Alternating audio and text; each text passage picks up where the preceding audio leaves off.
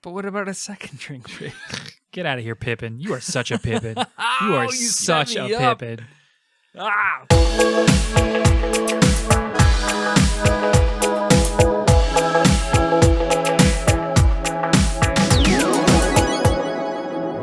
Wake up, everybody. Today is Thursday, February 25th, and we are Never Free to Play, a podcast where we talk about all the video games we wish we were playing. I'm one of your hosts, Karch Palashti, joined by my co-hosts Jason Wright and Sean Mybers.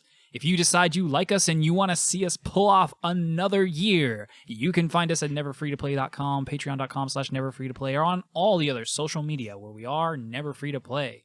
If you have questions, comments, thoughts, ideas, feedback, please send it to us over at neverfreetoplay@gmail.com.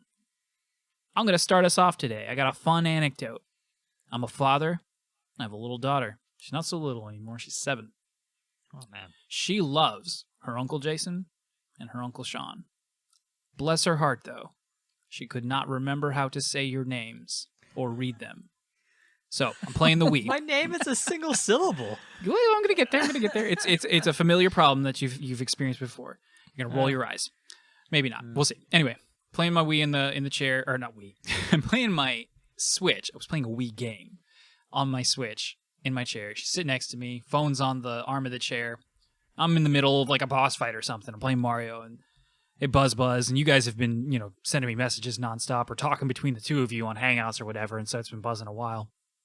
And I go to look at it, and she picks it up, and she goes, "Don't worry about it. It's just Joseph and Scene." And so then I had to explain to her how Sean is, very commonly spelled S-E-A-N and pronounced blah, blah, blah, because God knows if she's ever actually read the word /name Sean before. Now, let's swing back to why I said the word Joseph. That was not me misspeaking or having a stroke or something. So we're in bed tonight. Snuggle time, bedtime stuff. And out of nowhere, she's like, "Why can't I remember my uncle's name?" She's got a lot of uncles. She has some blood uncles. She's got a lot of my best friends, you two, Robert. I refer to, she's never met Kit, but I refer to him as Uncle Kit. And so I'm like, which uncle? Like, it's a stupid question because she can't remember his name. But at the same time, I don't know how to ask the question. At which point she goes, Luke's dad. And I'm like, no, I'm sorry. She goes, I said, "Which uncle?" She's like, "Uncle Joseph?" I'm like, "No, there's no Uncle Joseph." And she's like, "Luke's dad." And I'm like, "Jason, Uncle Jason." She's like, right. So, forevermore, you'll be Uncle Joseph and Uncle I'm C. going to pretend to forget her name. I can't wait. I immediately told her, I'm going to text Uncle Jason what you just told me. And she's like, "No, don't do that." I'm like, "I'm already..." And I showed her the text. I'm like, "It's done. I sent it." And I showed her you That's laughing. amazing. I'm like, "He's going to think it's funny." And I told her, like, That's sometimes amazing. you're going to say silly things and we're going to make fun of you for it. And it's okay. Yeah. I love that. That's all I got. How you doing, Jason? Me, I'm great, man. Except for I bought this new monitor. I got all this stuff set up. This has got to be the most complicated stand mechanism I've ever attempted to install. It's a single arm mount, and you can kind of move it around, in any position you want. It's got a gas spring in there, and the tension holds it where you want it. And also, the cord cable management compartment screws on and off, and it is the whole thing. And then I get this set up, and I have a dead pixel on this monitor. I don't know what I'm going to do about it. I found out about it about 30 seconds ago. So Cast Resurrection. I Cast didn't think about mending. that. Mending is probably a cheaper spell, but Resurrection will definitely work. Decisions. But Sean. Speaking of D&D, Sean, what do you got going on this week, my friend? Oh, there are going to be choices, and the plot's going to thicken, and people are going to die. It's going to be fun. Ooh, yes! Us? Like, we're going to die? Ooh. Maybe. We'll find out. Spoiler! Love it. Housekeeping! Like, sub, follow, especially on YouTube, where we are at Never Free to Play. You can find us there. And also Twitter, where we are at Never Free to Play. Make Karch feel good about himself. Yeah. Subscribe on Twitter. Also, Sean posted a video of himself playing The Messenger, and he does the voices, and it's really good, and you should go check it out. And we actually very good. gained a sub off that, so I'm pretty stoked. We're almost to 50, Yeah. boys. Speaking of which, shout out to anyone who from the Messenger subreddit who came and watched my video and subbed to the channel. Thanks. I think thanks for I joining. think the username that subbed is Olmka. Oh yeah, he's one of the guys who commented on the video too. Thanks, Cool. Olga. Yeah, sweet. So And he liked what he saw. ULMKA, shout out to you. Welcome, you lovely NFer. I also wanted to shout out to Crimson Karma for still listening and commenting on our videos. And if you're listening to this, I'm going to try my hardest to finish Final Fantasy VII Never gonna happen. for you. I'm Never going to gonna try happen. my We're gonna- hardest. You finish that, and you earn something big aside from his undying gratitude. I did lose a little bit of footage when I installed my new hard drive, so I'm going to skip through like part of what's that area? New Market? What's the name of that area? What do you mean footage? I lost some of the footage of me playing Final Fantasy VII Oh, that you hadn't put on a video yet. that I hadn't. Yeah, exactly. Gosh. What is the name of that little? A wall market. You're gonna Wall have a market. gap in your I wall said- market section. Yeah, I'll have a gap in my wall market. That's You funny. won't get to see me look through that little peephole. Anyway, neither here nor there. I'm ready for some news. Let's get into Oh. the news. All right. Wow, was it a busy news week. It started on Friday with BlizzCon Conline. It's very clever to look at. It's Online. Conline. There, I like it. BlizzConline. It's like live, but line instead. All right, cool. Yeah. Started off with that. Pretty good stuff there. Then Sony on, I think it was Tuesday, just started dropping bombs, including the fact that they were going to have a state of play today on Thursday. Yeah, Thursday the 25th, which was the day we're recording. And we will talk about that for our topic of the show. And then just a bunch of stuff. So that's what the layout of the episode looks like. We're going to talk about news. We are going to talk about state of play later. So let's dive right in with BlizzConline. So much news. So much news. Diablo 2 Resurrected. That is at the top of our list, at least for Jason and I, of excitement. This is Diablo 2 and its expansion, Lord of the Destruction, remastered for the modern age with pretty looking graphics and what appeared to be 60 FPS. I am excited. This is as much as they can make it, with slight art upgrades and obviously just everything looking better and a few quality of life changes, which we'll talk about here in just a sec. This is a 1-to-1 remake headed up by Vicarious Visions, who is now working very closely in step with Blizzard and obviously has been if they've been working on this. And it is coming later this year. It's February. I very much doubt that they don't hit that target. We'll see how long it takes, but I am stoked. Jason, how you feeling? Oh man, yeah, I can't even convey my excitement. I'm very stoked. And it's funny because I know I say this every time we get a remake of a game from our childhood, but when I'm looking at this, it's wild that like that's kind of what I remember it looking like. But if you go back and actually play Diablo 2, which you and I tried to do one night, and You then could. ended up I saying- was Yeah. ready. You couldn't do it though. I could. It was so bad looking, and I think it only ran in windowed or something. It was something weird. No, it's like 800 by 600 was the resolution it would run in. It would run full screen. It just looked horrible. That's what it was. Yeah. Yeah. So anyway, I am very excited, and some of the quality of life improvements that I'm reading here look pretty neat. If you wanted to run through those, I know you looked more into it than me. Yeah. First, it is coming to consoles as well. So obviously, this will be on PC for $40 across all platforms, which is great. This is, and I'll talk about this in a little bit too. I think regarding Zelda and the Skyward Sword, and like, I'm done talking about what is worth $40 or $60 when it comes to like remasters and ports. I have no frame of reference anymore because this is worth $70 because I'm going to get this on my Switch. And I'm going to play the crap out of it. And it's got cross progression. So eventually, if I do want to double dip on PC and play with you, I absolutely can. And it'll be seamless, presumably. And that's amazing. That's a huge get. And who knows, Do maybe we it know comes if to... it has Go ahead. Sorry, do we know if it has cross-platform? Don't know online? yet. All I saw for sure was the word cross progression at some point. So maybe it comes later, or maybe they haven't announced yet, or something like that. But that would be really cool too.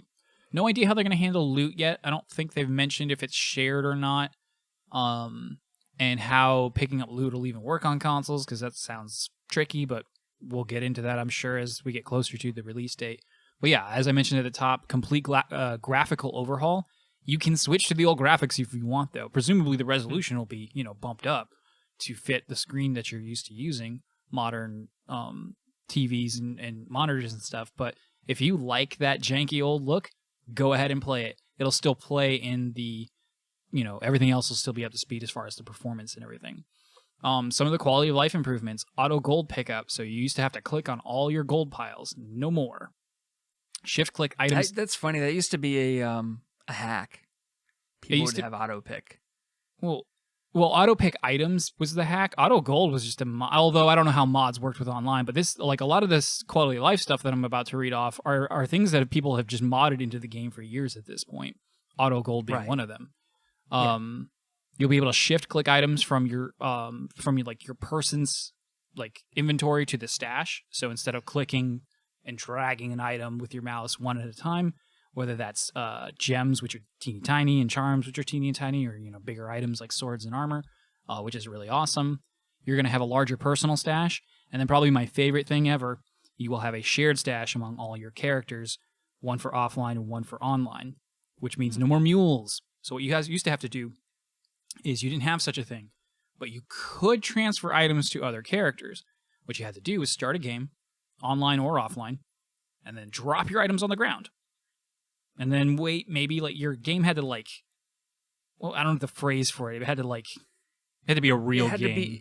Right, it had to be permed or something like that. Like, Greg will tell us we're wrong, but basically you had to make that game be a game for 5 minutes. Otherwise, if you dropped your stuff on the ground and left, the game would disappear and your stuff would be gone. Yeah, it would hold the game in memory, basically. It would keep it open for another 10 or 15 as long as you entered in at some point.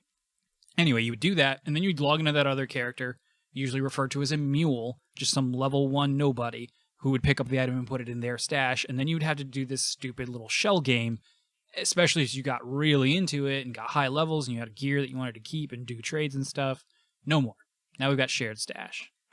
I mean, you could still have mules, I guess, if you start using up your shared stash, but there will be fewer mules, which is cool. And then there's just a really cool, it's about 40 minutes, and it talks to 3 different devs, some from the main Blizzard team, and some from the Vicarious Visions team, and some streamer guy who plays a lot of D2 to this day.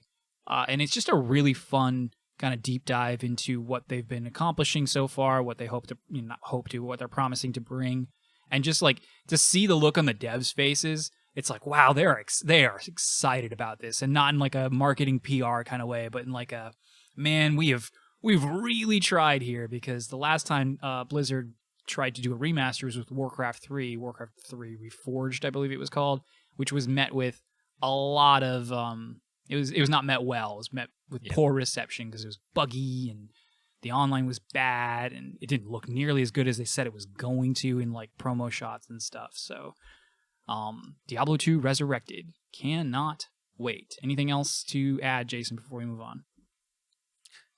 No. That I think that covers it all. Day one purchase, right? Yeah, but I now you've got me questioning platform. What platform am I going to play it on? Platform for me is easy. It's going to be I mean, hopefully there's reviews. I really want to see how this plays on a Switch before, but Diablo 2 is a pretty simple game. I think on consoles, though, I think people said they saw screenshots where you're going to have more abilities on the bars than just the 2 for traditional left and right mouse click, but we'll see. But especially for offline, I can't see why I wouldn't enjoy my time with Diablo 2. They made it work for Diablo 3. People love console Diablo 3. Not to say it's the perfect way to play, but it's definitely a totally doable way to play. Yeah, I don't know. I just don't know if how pointy and clicky Diablo 2 was, if that would be fun to do. I mean, you regretted Divinity Original Sin 2 on the Switch. Yeah, but that's even. I understand. I'm just saying, I think part of the this difference is a between the two, PC though, game. is Diablo. No matter which Diablo it is, I guess you're really just controlling one person. Yeah.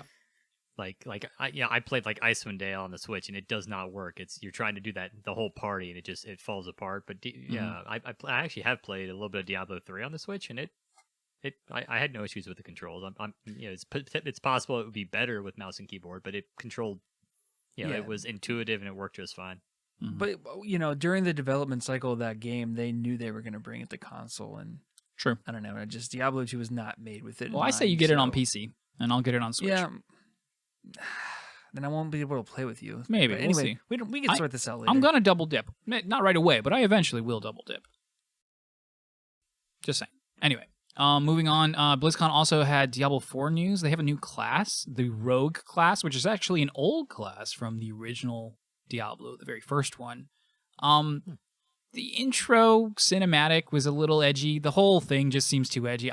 People were in love with the when they did the announcement trailer, which is clearly like the opening cinematic for the game. Like, when you boot it up, that's the cinematic that'll play. At least that's what it looks like to me.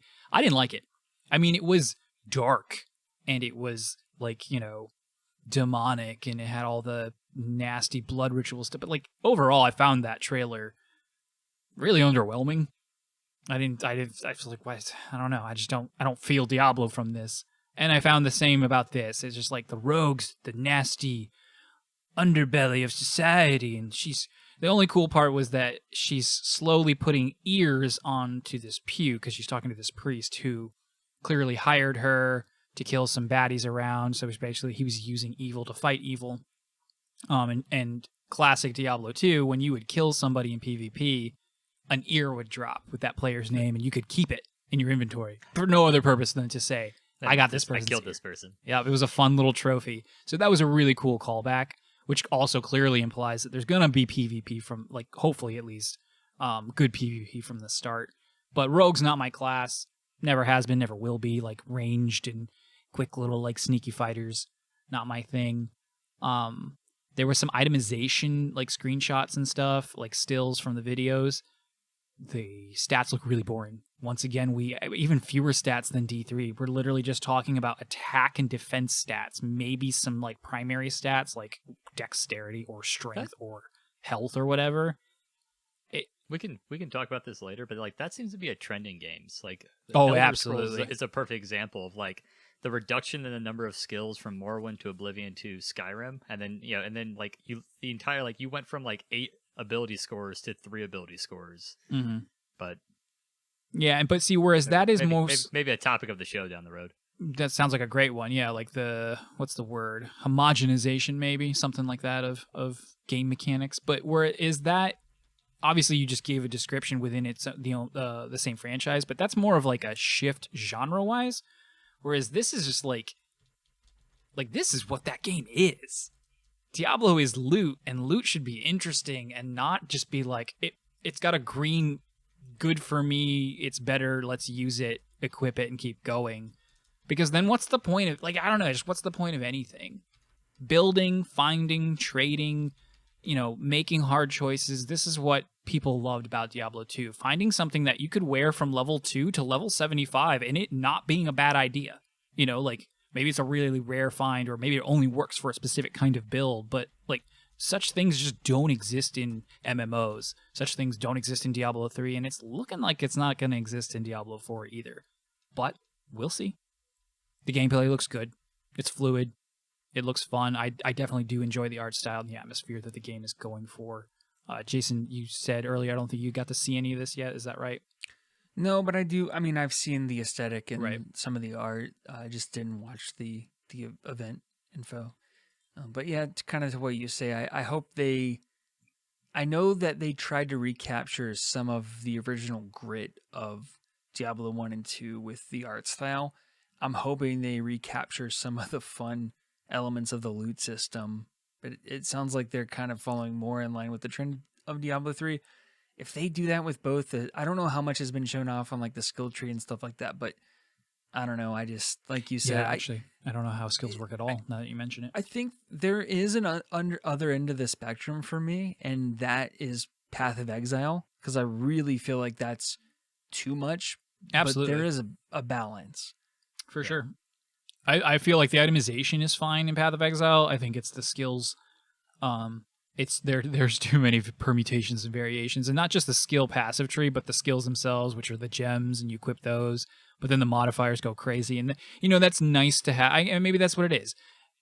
Go crazy over here with your min-maxing. Go baby mode, mindless hack and slash over here with Diablo 4, and then Diablo 2 Resurrected will be somewhere in the middle, as well as their competitors like Torchlight and I think, what was it? It's not Van Helsing, it's called Grim Dawn. That's what it's called. Anyway, real quick before we move on from Diablo, Sean, just weigh in real quick. Tell us how you feel about Diablo. I don't have much experience with Diablo. I played like a very small amount one time when I was sleeping over, I think at your house's, Karch, of Diablo 1 on like Jason's laptop. Yeah. And then I played a little bit of Diablo 3 on the Switch, but when you guys were in your big Diablo 2 kick, I was playing Baldur's Gate 2 and beginning to cut my teeth on the world of Dungeons and Dragons. And so I don't have the same relationship with Diablo that you guys do. Fair enough. Just wanted to point out why you weren't chiming in. Yeah. No backstory. Anyway, before I move on again, Jason, what's the first class you're going to make in Diablo 2 Resurrected? Necromancer. Necromancer. I'm a sucker for it. Yeah. Druid here. I'm a sucker for Druid. Or Barb. I still haven't decided. I love both of them so much, though. All right. Sorry, go ahead if you weren't finished. Oh, no. I was having thoughts in my head of like it seemed like back when they were patching Diablo 2, when it came out, they would always accidentally make some class overpowered. Right. And for a while it was Amazon, and for a while it was Bone Necro. And anyway, I wonder what balance they're going to land on here with the remake. Supposedly they're not touching whatever the latest patch is. That's what they're porting it from. And they said they don't have plans to unless they get overwhelming feedback to please tweak things. But they are, like, during that video I mentioned that 20 times they must have mentioned like 1-to-1 as much as we could, 1-to-1 parity 1-to-1, like over and over again. So they are committed, at least verbally, to delivering the exact same game in a modern way to consume it.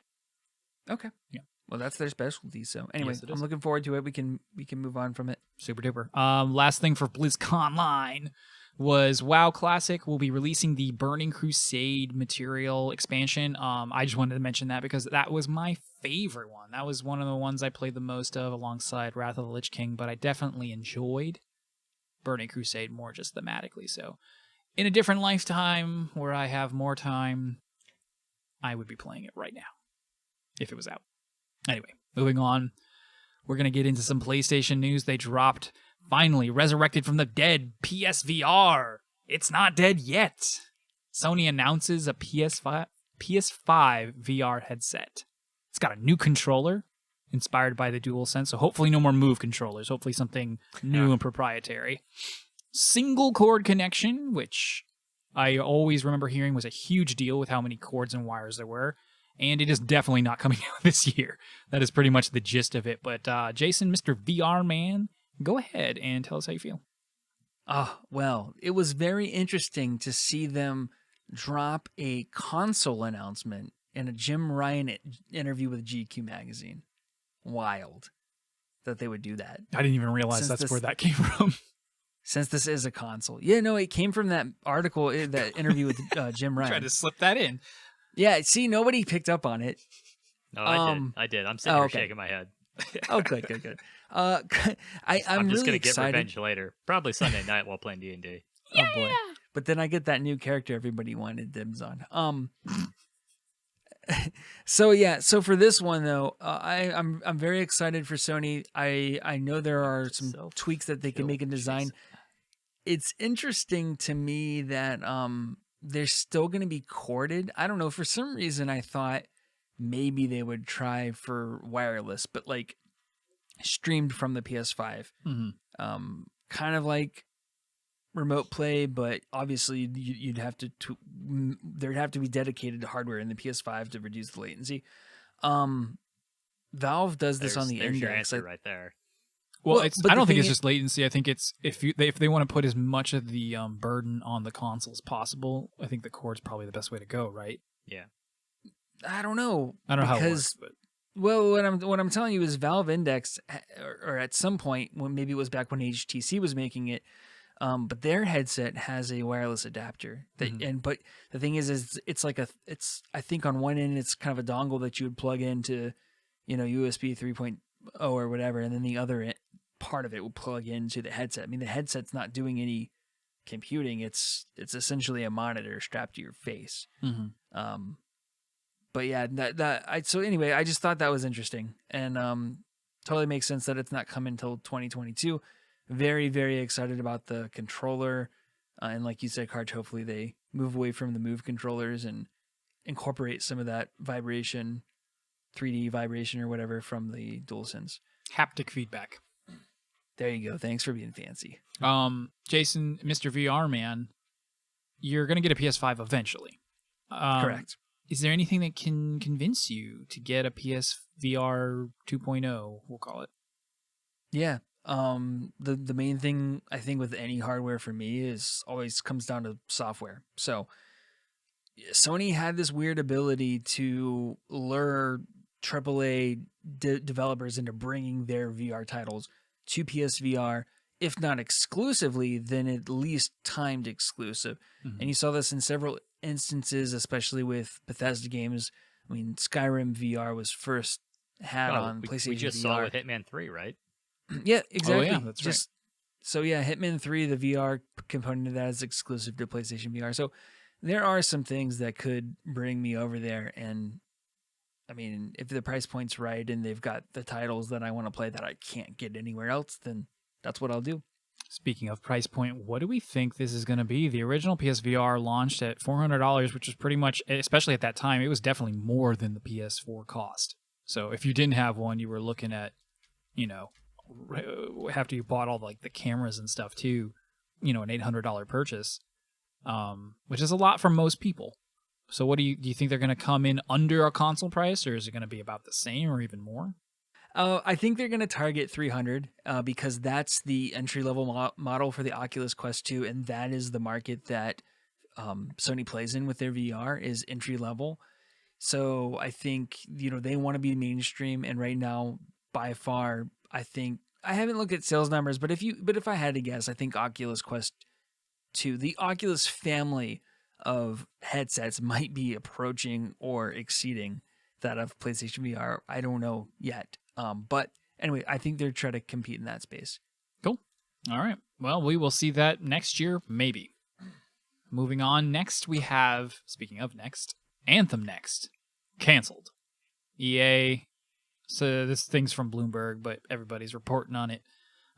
There was a big meeting at EA to discuss the progress of what was referred to as Anthem Next. It was going to be the big reboot, the big push patch to go ahead and breathe some new life into this live service game, keep it from dying. And they just pulled the plug on it.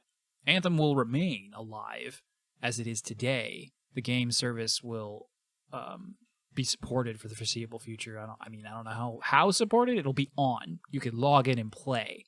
I don't know if they're even going to fix bugs or anything at this point.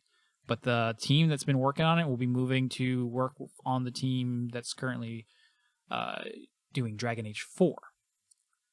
So this is pretty big. This is pretty big news to cancel something like this. Well, especially because not that long ago, they, EA and BioWare were the line they were towing was they were all behind, basically turned Anthem into the game they wanted it to be. Yeah. I personally think it's a good thing. I'm a little sad. I watched a decent amount of Anthem, and I think it's on EA Play now. So there is part of me that just because with Game Pass I do want to download it and give it just a quick playthrough. But it seemed like there was a core, there was a kernel of a good game there, but there was just too much holding it back. And so maybe in a better world we would have gotten a very interesting Anthem game. But I think ultimately though, given the way it launched, you just got to move on, and BioWare is going to kind of refill their battle chest with the Mass Effect trilogy, and then Dragon Age 4 will hopefully come out and be exactly what everyone hopes for. Hopefully. It's funny you mentioned that potentially dipping your toes in now that it's pretty much guaranteed to be done. It's funny that they'll probably see a surge in the player base as people return for just like one last hurrah who might have purchased and then kind of fallen off, or people who already have access to EA Play for one reason or another through some means. They're like, hey, let me check out this game everybody apparently hates. They're just going to be like, I actually kind of like it. I'm sure. I'm already seeing that over the internet. I know Anthem was a pretty fun game. I was like, I have no doubt that it had its moments. Right, but like, I don't know. It even during, like, I don't even want to call this hindsight, because like this is what I was saying from the get-go. Is like, why BioWare? They don't know what they're doing when it comes to this, and it was such a weird period, because you had like Respawn making a single-player Star Wars game, and you had BioWare making like a primarily multiplayer like live service game. And you're like, if any two companies were like, I would have thought these two would have been swapped. Right. Like I feel like EA wrote a letter up saying who was going to get what, and they mailed them to the wrong people. And then they didn't want to correct their mistake. That's exactly what it was. That's great. And I mean, we all know what happened. Like we've all read the Kotaku article back then. Anyway, it was a Kotaku article. I mean, still is. It was Jason Schreier who then worked friend of the show. Kotaku. Yeah. Yes, friend of the show, Jason Schreier. We haven't shouted him out in a while, but yes, he's too big for his britches over at Bloomberg. Doesn't want to talk to us anymore. Making that paywall money. Making that paywall money. Yep. I got blocked after one view. Oh well. Jason, any thoughts on Anthem next being canceled? I think like Sean said, sunk cost fallacy. Mm-hmm. They put a lot into it, and I think there was a good core there. But if they don't see it viable from a business standpoint to continue to put resources in that, and they think they're better suited somewhere else, then I think they made the right call. Mm-hmm. And so maybe this is, hopefully with what we're going to be talking about in our next story, hopefully this is a sign of things to come with, maybe some good decision making. Right. Before we hit that story, though, there's another game in a similar position, not quite as precarious and panned as Anthem was, but Marvel's Avengers was not well received. And they've been incredibly slow to release new content. I think they just came out with their first new character. Yes, Hawkeye, and all the content that comes with that. Do you think that it's possible, since Disney's attached in some respect, even if it's like kind of, twice removed in a manner of speaking, do you think that they'll ever just pull the plug like that? Or will they go fight this to their dying breath? I don't think Disney is just going to like pull the plug, like the best example I can think of is like Google Stadia, but they are certainly like, I think you'll see the current, whatever the most like recent roadmap and the talk of whatever work they put into it will get done, and then they just won't, there won't be any more updates. Disney has had some of their online things before that have kind of gone on, and you could tell like it started not doing so well, and Disney didn't just like flat out end it right away, but they did just basically like, all right, this is just in continuation mode, not adding new content. And I think that's what we'll see with Marvel Avengers. Thank you, Sean, for answering my question instead of just complaining about it. All right.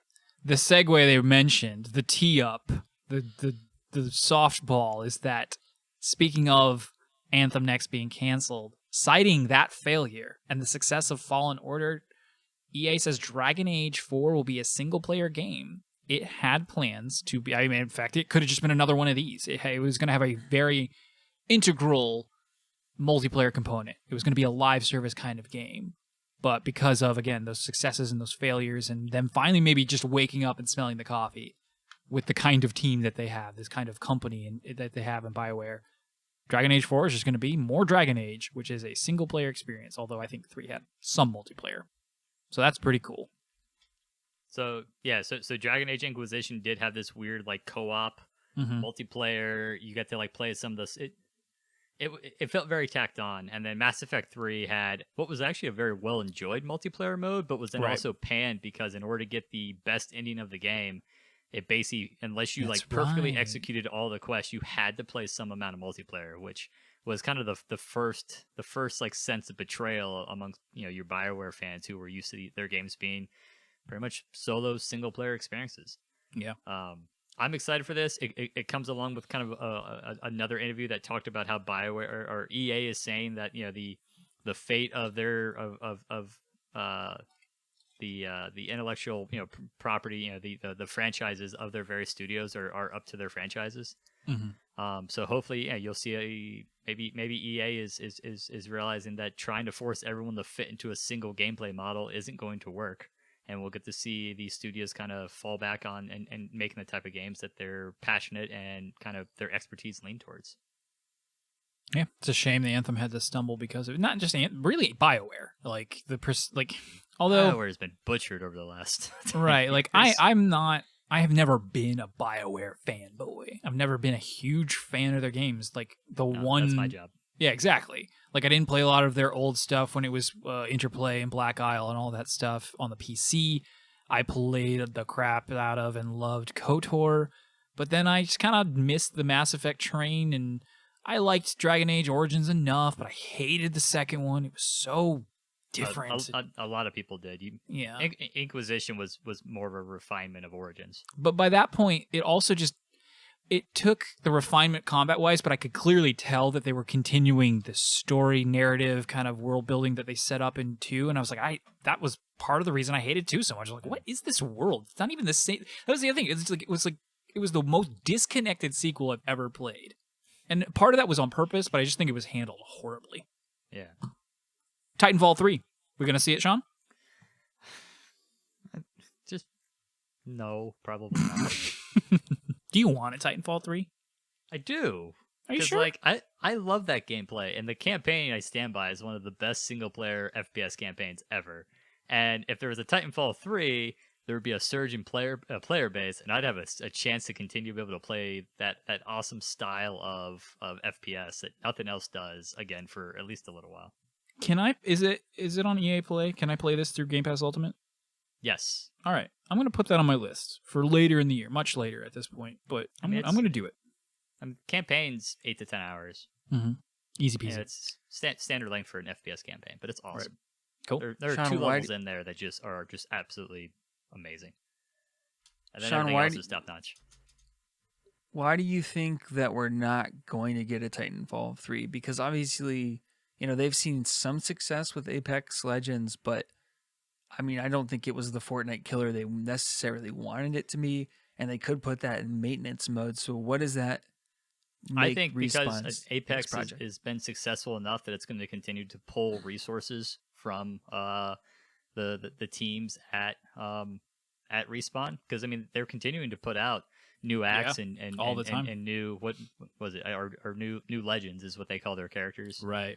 And then I mean they're supposedly working on Jedi Fallen Order 2, so that's in development and it has to come out.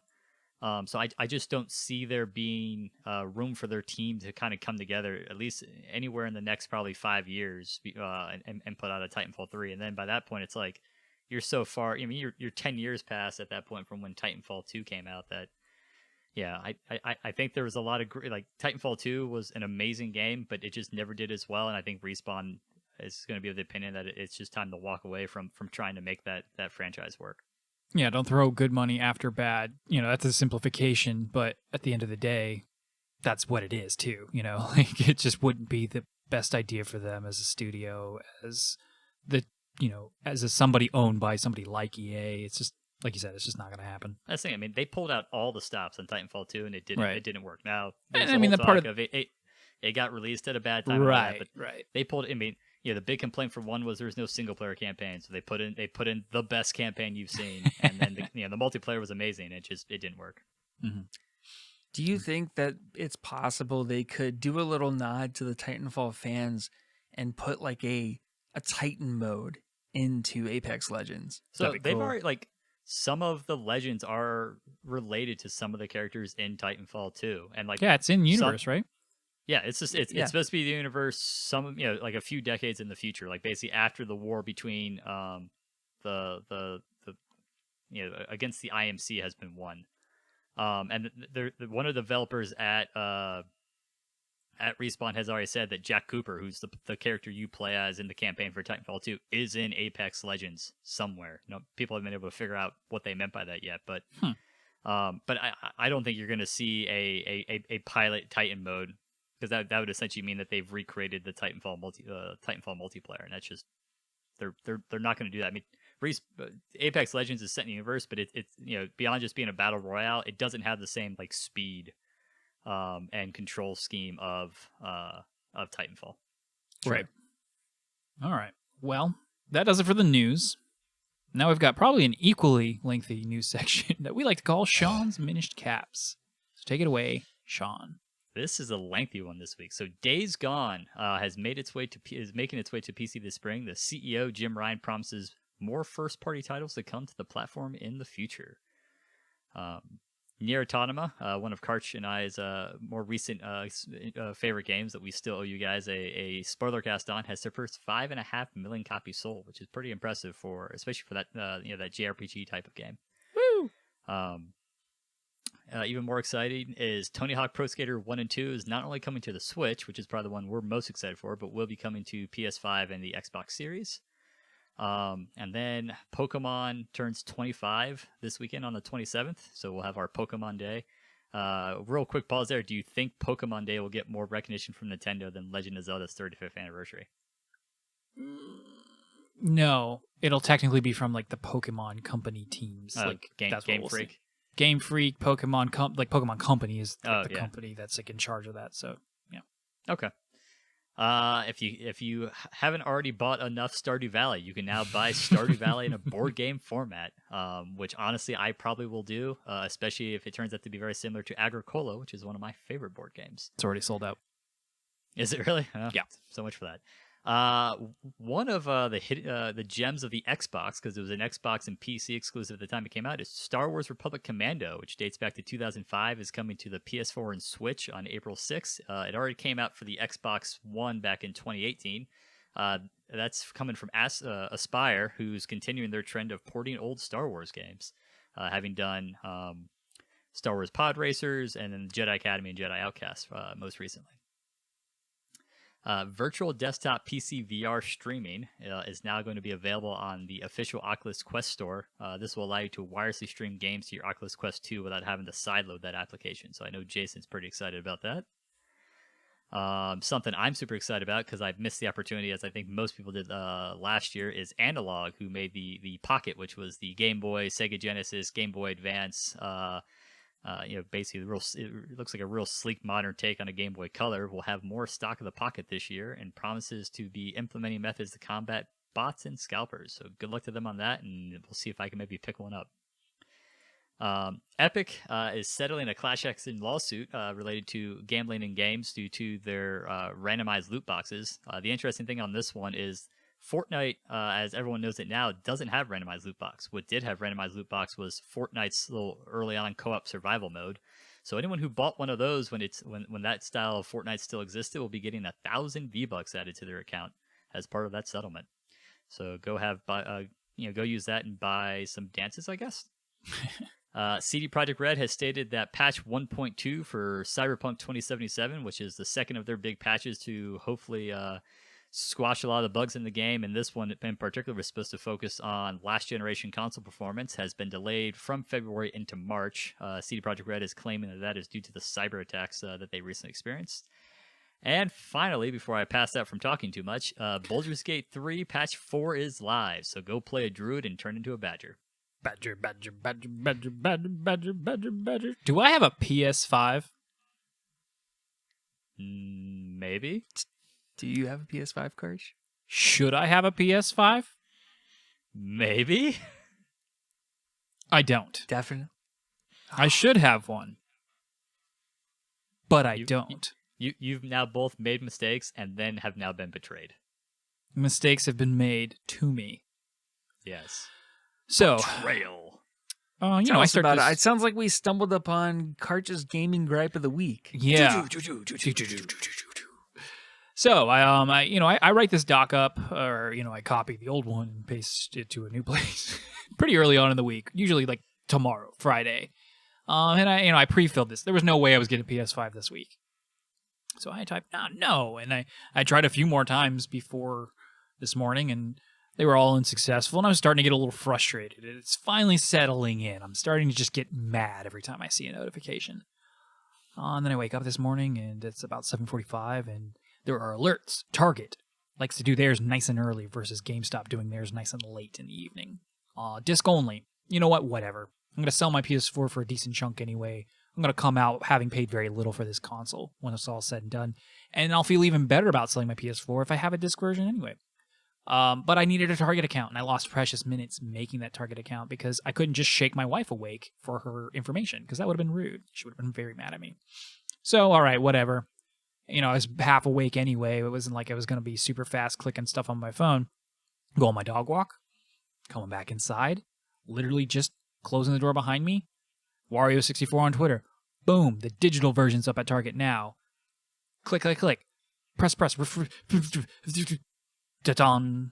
Thank you for your order. We're processing it now. We'll notify you when you can pick it up in 2 hours. I'm elated. I'm on cloud 9. I'm texting Jason and Sean.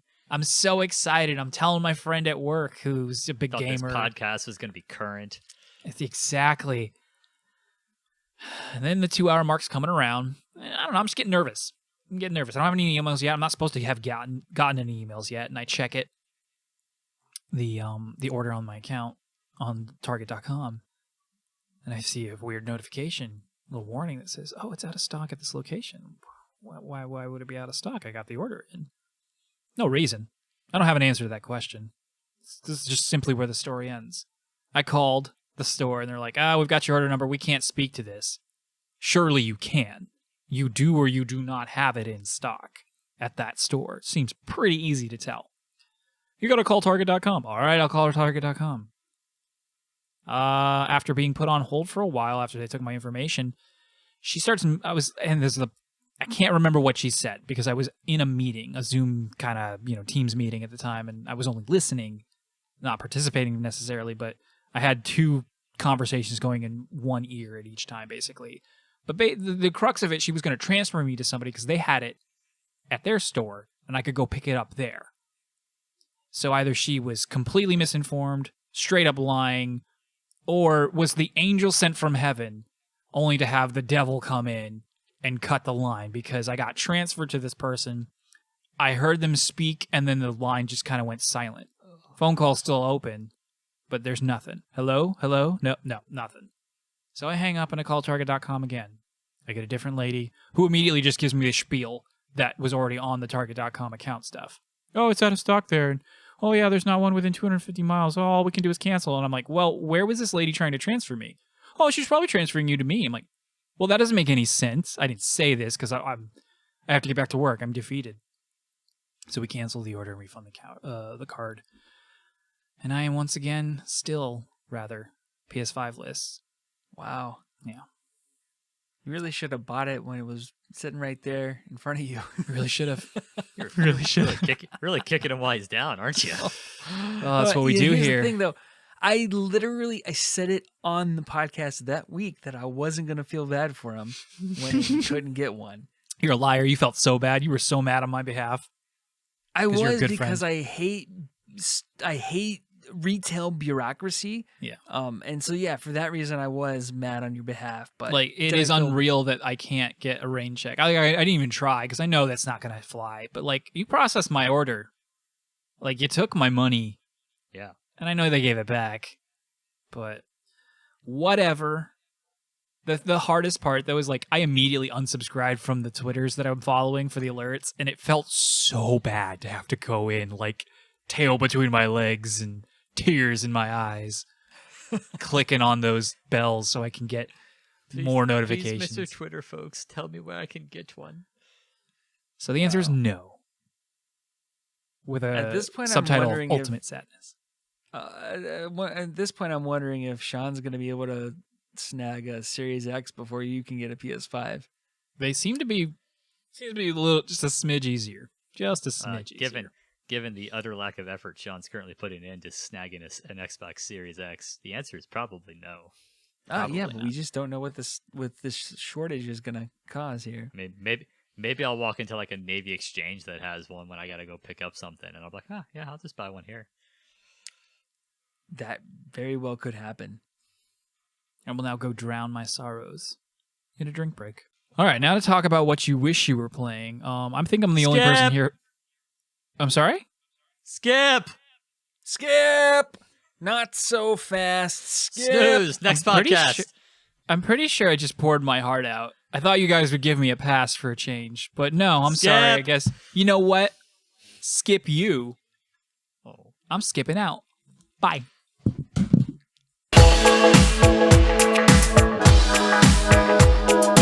Jason, what you been playing? A couple things, Sean. We don't need. I moved on. So one, I just want to say that Luke and I have completed our quest for the Gold Mario and Mario Kart 8. I also want to say that I think it's really funny now that we've dropped it back down to 50cc that Luke really has no problem winning the races, which is pretty incredible. That's impressive. That is. I mean, I do have to help him. I shouldn't say he has no trouble, but like he's a lot better at steering, staying on the track, knowing what he's supposed to be doing, using his items. It's pretty awesome to watch. But on something I haven't talked about on the show yet, played a little game last night with Tyler that was on Game Pass called Deep Rock Galactic. I've heard. Sorry, of I had to burp. You've never heard of it, or you have? No, I have heard. I've watched. I think I've watched Achievement Hunter play this a couple times. Really? Yeah. Yeah, it's not a super. I don't think it's like a new game or anything. Like sci-fi dwarfs. Yeah, you cut out a little bit, but Sci-fi dwarves. Yeah, sci-fi dwarves, exactly. And it's a little bit in terms of the play style, I would say Astroneer meets Minecraft meets Killing Floor. I think you're being a little fast and loose with some of those descriptions, but continue. I am. I'm being hyperbolic, but it's those games, but with dwarves and corporate overlords who don't care if you die in the mines or not, as long as they get their money. That is how my corporate overlords work. I mean, this game was a lot of fun. I really want to play it with the two of you. The way that it's laid out is you have a hub world. Once you're in the hub world, you have to pick your class. There's a couple different classes. There is a driller, an engineer, a gunner, and a scout. And you typically roll in a team of 4. It supports up to 4 players, but it was fun enough with just the 2 of us as well. And they must do a decent job at difficulty curve because we did not find it overly difficult, but we did not skate through. The premise of the game is you are dropped into some mines by your corporate overlord bosses. You have a mission. You're going to mine a certain substance, whatever that is. It's like Sean said, it's sci-fi, so it's ridiculous things that don't exist. And you need to come up with a certain amount of that, feed it to your mule, who will take it back to the ship, and you have to survive the mine. And so you have to prioritize mining or combat. And these bugs that live in the mines, these alien giant mutated bugs, come at you in hordes. And that's where the Killing Floor reference came in. The Minecraft reference is because everything in the world is destructible. And it's procedurally generated. So you're in this world and it's kind of pixely. It's a little bit pixelated, and that's where I also get the Minecraft vibe from.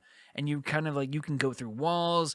I bring up Astroneer because of the exploration aspect. Because these levels are procedurally generated, these mines they seem like they could be infinite.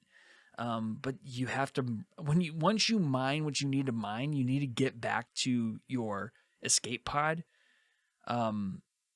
So you can't go too far. Well, you could go too far. When I've watched it, it's kind of like there's a little bit of combat early on, but it's exploration, trying to find those resources you need. And I think there's some other resources you can mine that you can use to maybe it fuels some of your stuff, or you can craft something at your mule. Like I forget exactly what, but then you're right. Like once you're mining the stuff you came there for, the horde starts showing up, and then it's a mad fight to finish mining, and then to like fight fend them off and fight your way back to your pods to get out of there, and hopefully everyone survives. Yes, it was incredible the first co-op level we played, and we had that experience of like, oh my god, we got to run as fast as we can, and we were using our little grappling hooks to like grapple all the way across the level just to try to get a little bit of edge on the horde. We were totally out of bullets. We didn't know you could call for a supply drop, so we were just pickaxing bugs and running for our lives. It was incredible.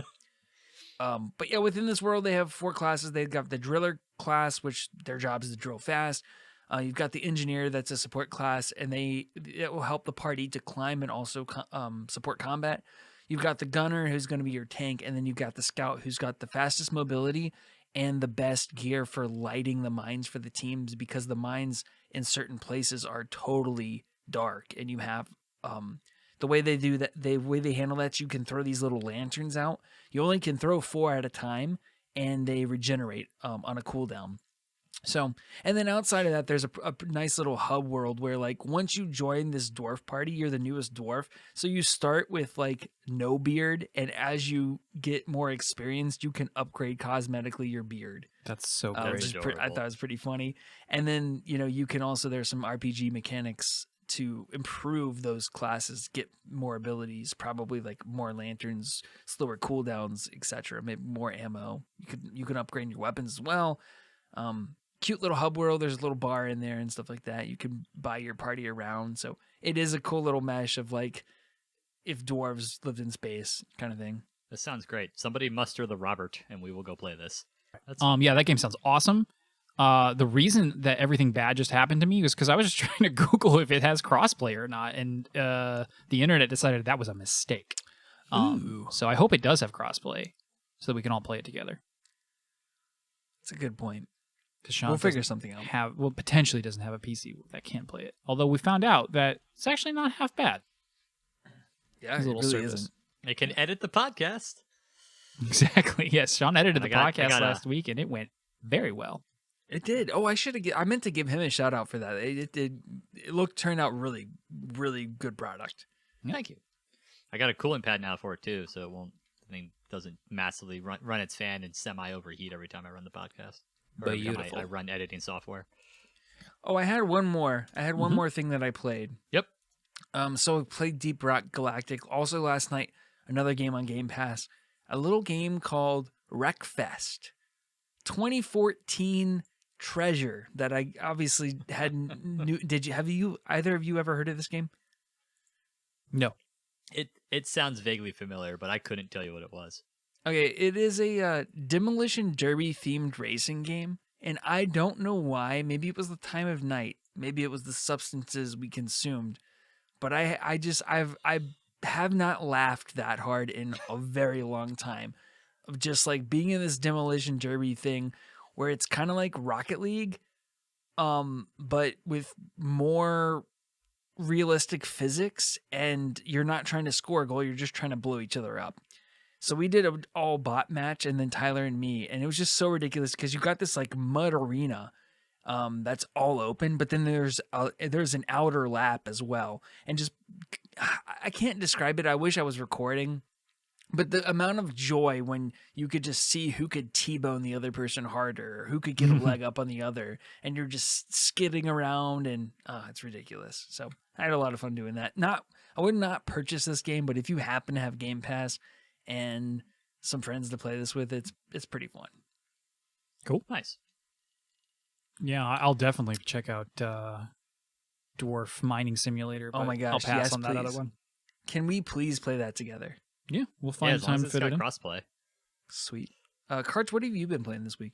Not a lot of new stuff. I played a little more Ring Fit Adventure. I got beat like the first world, world 1-1. Got past my thigh aching. So anytime I just start to do exercise, it just doesn't matter. If I had to stand at all, like the next days, my thighs are just wrecked. And I push through it, and now they feel fine. They feel reasonably tired at the end of an exercise. But I got to a few levels in, and I got to a section where you can run into like basically an enemy battle, and it goes into like a turn-based combat situation. And what'll happen is like you'll do your attacks in the form of exercise, or they call them activities. One of them might be overhead press, so you lift a ring above your head and you squeeze in on it for like 3 seconds and release it. And when you release it, this little fist will just punch the enemy for some damage. That damage is dependent on how well you did the exercise. Like if you released at the right time and held on for the full length of time. You also have an attack and a defense stat though that will get better as you level up, and you gain experience by completing courses, etc. Another one is you just squat down, come back up, boom, you did an attack. I got to do 10 reps of those. Rachel did hers. She only had to do 3 because of all her little lady settings, and I was like, that's not fair. But yeah, that's No, it. just means you're gonna get fitter. Sorry? You'll get fitter sooner than her. Exactly. I'm gonna I get ring presume fit. you have at least a 2-pack by now, because I'm pretty sure that's how abs work. That is exactly how abs work, and by the end of the year, I'll have 64. Woo! Yeah. But yeah, I've kind of on a every other day schedule right now because I usually just can't find the time. Like it's coincidental at this point, but I'm working on it and I hope to get in there every day for at least 5 to 10 minutes depending on how I'm feeling. I booted up the Wind Waker for the Zelda anniversary. Since Nintendo don't, I will. Burn. Damn it, Yeah, Nintendo. they didn't tweet anything. Not a single word. Now, Nothing. someone pointed out how, for the last 3, major, divisible by 5 anniversaries, they haven't done much at the date. They, announce it in the summer, and then they celebrate it in the fall or whatever, but who cares? I played Wind Waker on my Wii U. Found out that the Wii U will reach to my bedroom. The pad, if I'm playing on just the pad, I'll be able to reach, I have a connection into the bedroom. Only lost it for 2 seconds twice, so it just shifted toward the end of the bed, which is closer to the door, and then I had no problems at all. So that was fun. That is awesome. Yeah, exactly. So it's pre-Switch after the Switch. It's a weird kind of backwards way to go about it. I like the Wind Waker. I think I'm ready to say that it is only the second best Zelda game ever made, with Breath of the Wild being better than it.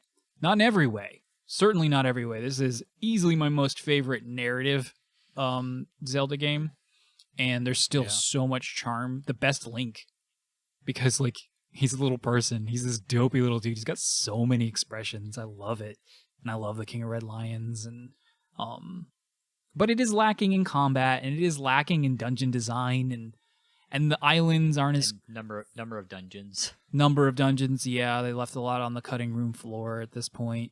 And the islands just aren't as fun as I remember. There's an exploration aspect to them, but it's always very quick. It is the precursor to the way that Breath of the Wild was set up in many ways. If you take, Wind Waker and Skyward Sword and you slap them together, it sounds like you pretty much have a land-based version. Or rather, you have Breath of the Wild. So yeah, Gotta add in that cooking too. Yeah, I could take or leave the cooking, honestly. Oh, I love the cooking. It's fun. I could take it or leave it. So yeah, I mentioned this earlier, but I would have paid $60 for this game at launch. If I had a Wii U at the time, because I love Wind Waker so much, and they did some to it. Honestly, I didn't want I know they reduced the Triforce Quest thing, but I liked the full Triforce Quest, so I'm kind of disappointed that when I get to it, it's going to be reduced. I'm not looking to speed through this game. It's relatively short as is anyway. Can you remind me, because I remember the Triforce Quest was you had to go find the maps, which was its own, those were all their own little quests, and one of them was the multi-level dungeon you had to get through, and then you had to pay Tingle to decipher the map. Yeah. And then you had to go find the location. So what of that have they shortened? I think instead of doing that 8 times, 8 sections with a map and a piece, I think you just do it 5 times. And I think the price is reduced for Tingle, and they also give you way more wallet space a lot sooner, because that was the real bottleneck, was Tingle was charging you an arm and a leg to decipher these maps. Like Tom Nook. Like Tom Nook, exactly. I don't remember that slowing me down that much, but it's definitely a weird pacing decision. For sure, it's not something you've ever really done in a Zelda game. It's like if they took the Big Goron Sword side quest and they made it, you have to do it for the main quest basically. But it's also not quite as fun as far as the reward is concerned. It's basically stopping you from getting to the end of the game. You're ready, you've got the Master Sword, you're ready to go. It's all charged up, and you want to kill Ganon. It's pass or not pass, pause. You got to do this first. So I guess that's people's main complaint. Ganon hit snooze. Ganon hit snooze, exactly. But yeah, I would have bought this game at full price. So I just revoke the ability or the right to say anything else about what games are priced anymore. I mean, I'll say whether I'm willing to buy it at that price, and I wish it was cheaper, or I don't mind that it's this expensive, but I'm not gonna get my jimmies rustled anymore. I'm just gonna not buy it, or I am gonna buy it. I don't care anymore. Do we know for sure that this game was $60 at launch on the Wii U? Yeah, I guarantee it. All Nintendo AAA IP almost always are, especially a Zelda game. I think it was. I thought it was cheaper for some reason, but maybe I can fact check. We can do a little correction thing. And then I also booted up Mario Galaxy, and that was fun. It is fun. I'm just kind of chipping away at stars, and it's definitely not one of my favorite Mario games, but I like it a lot, and it's a good Mario game. They all are. That's I just looked it up, and Wind Waker did launch at 50. all right, 50 instead of 60. So I still would have bought it Yeah. that too. I would have bought it at 60 wait, though. Wind is Waker what or I'm Wind saying. Waker HD? I mean, that's fair. All right, Sean, what you been playing? So I've been playing a little bit of Skyrim, continuing to feed that beast. Mostly playing it actually in the mornings, like in the 20-30 minutes before I make breakfast after I get up and do my morning routine. So just nice way to keep that at bay without letting it consume my life. And then I played some Titanfall 2 a couple times this week, and I gotta walk away. This is it. I'm done.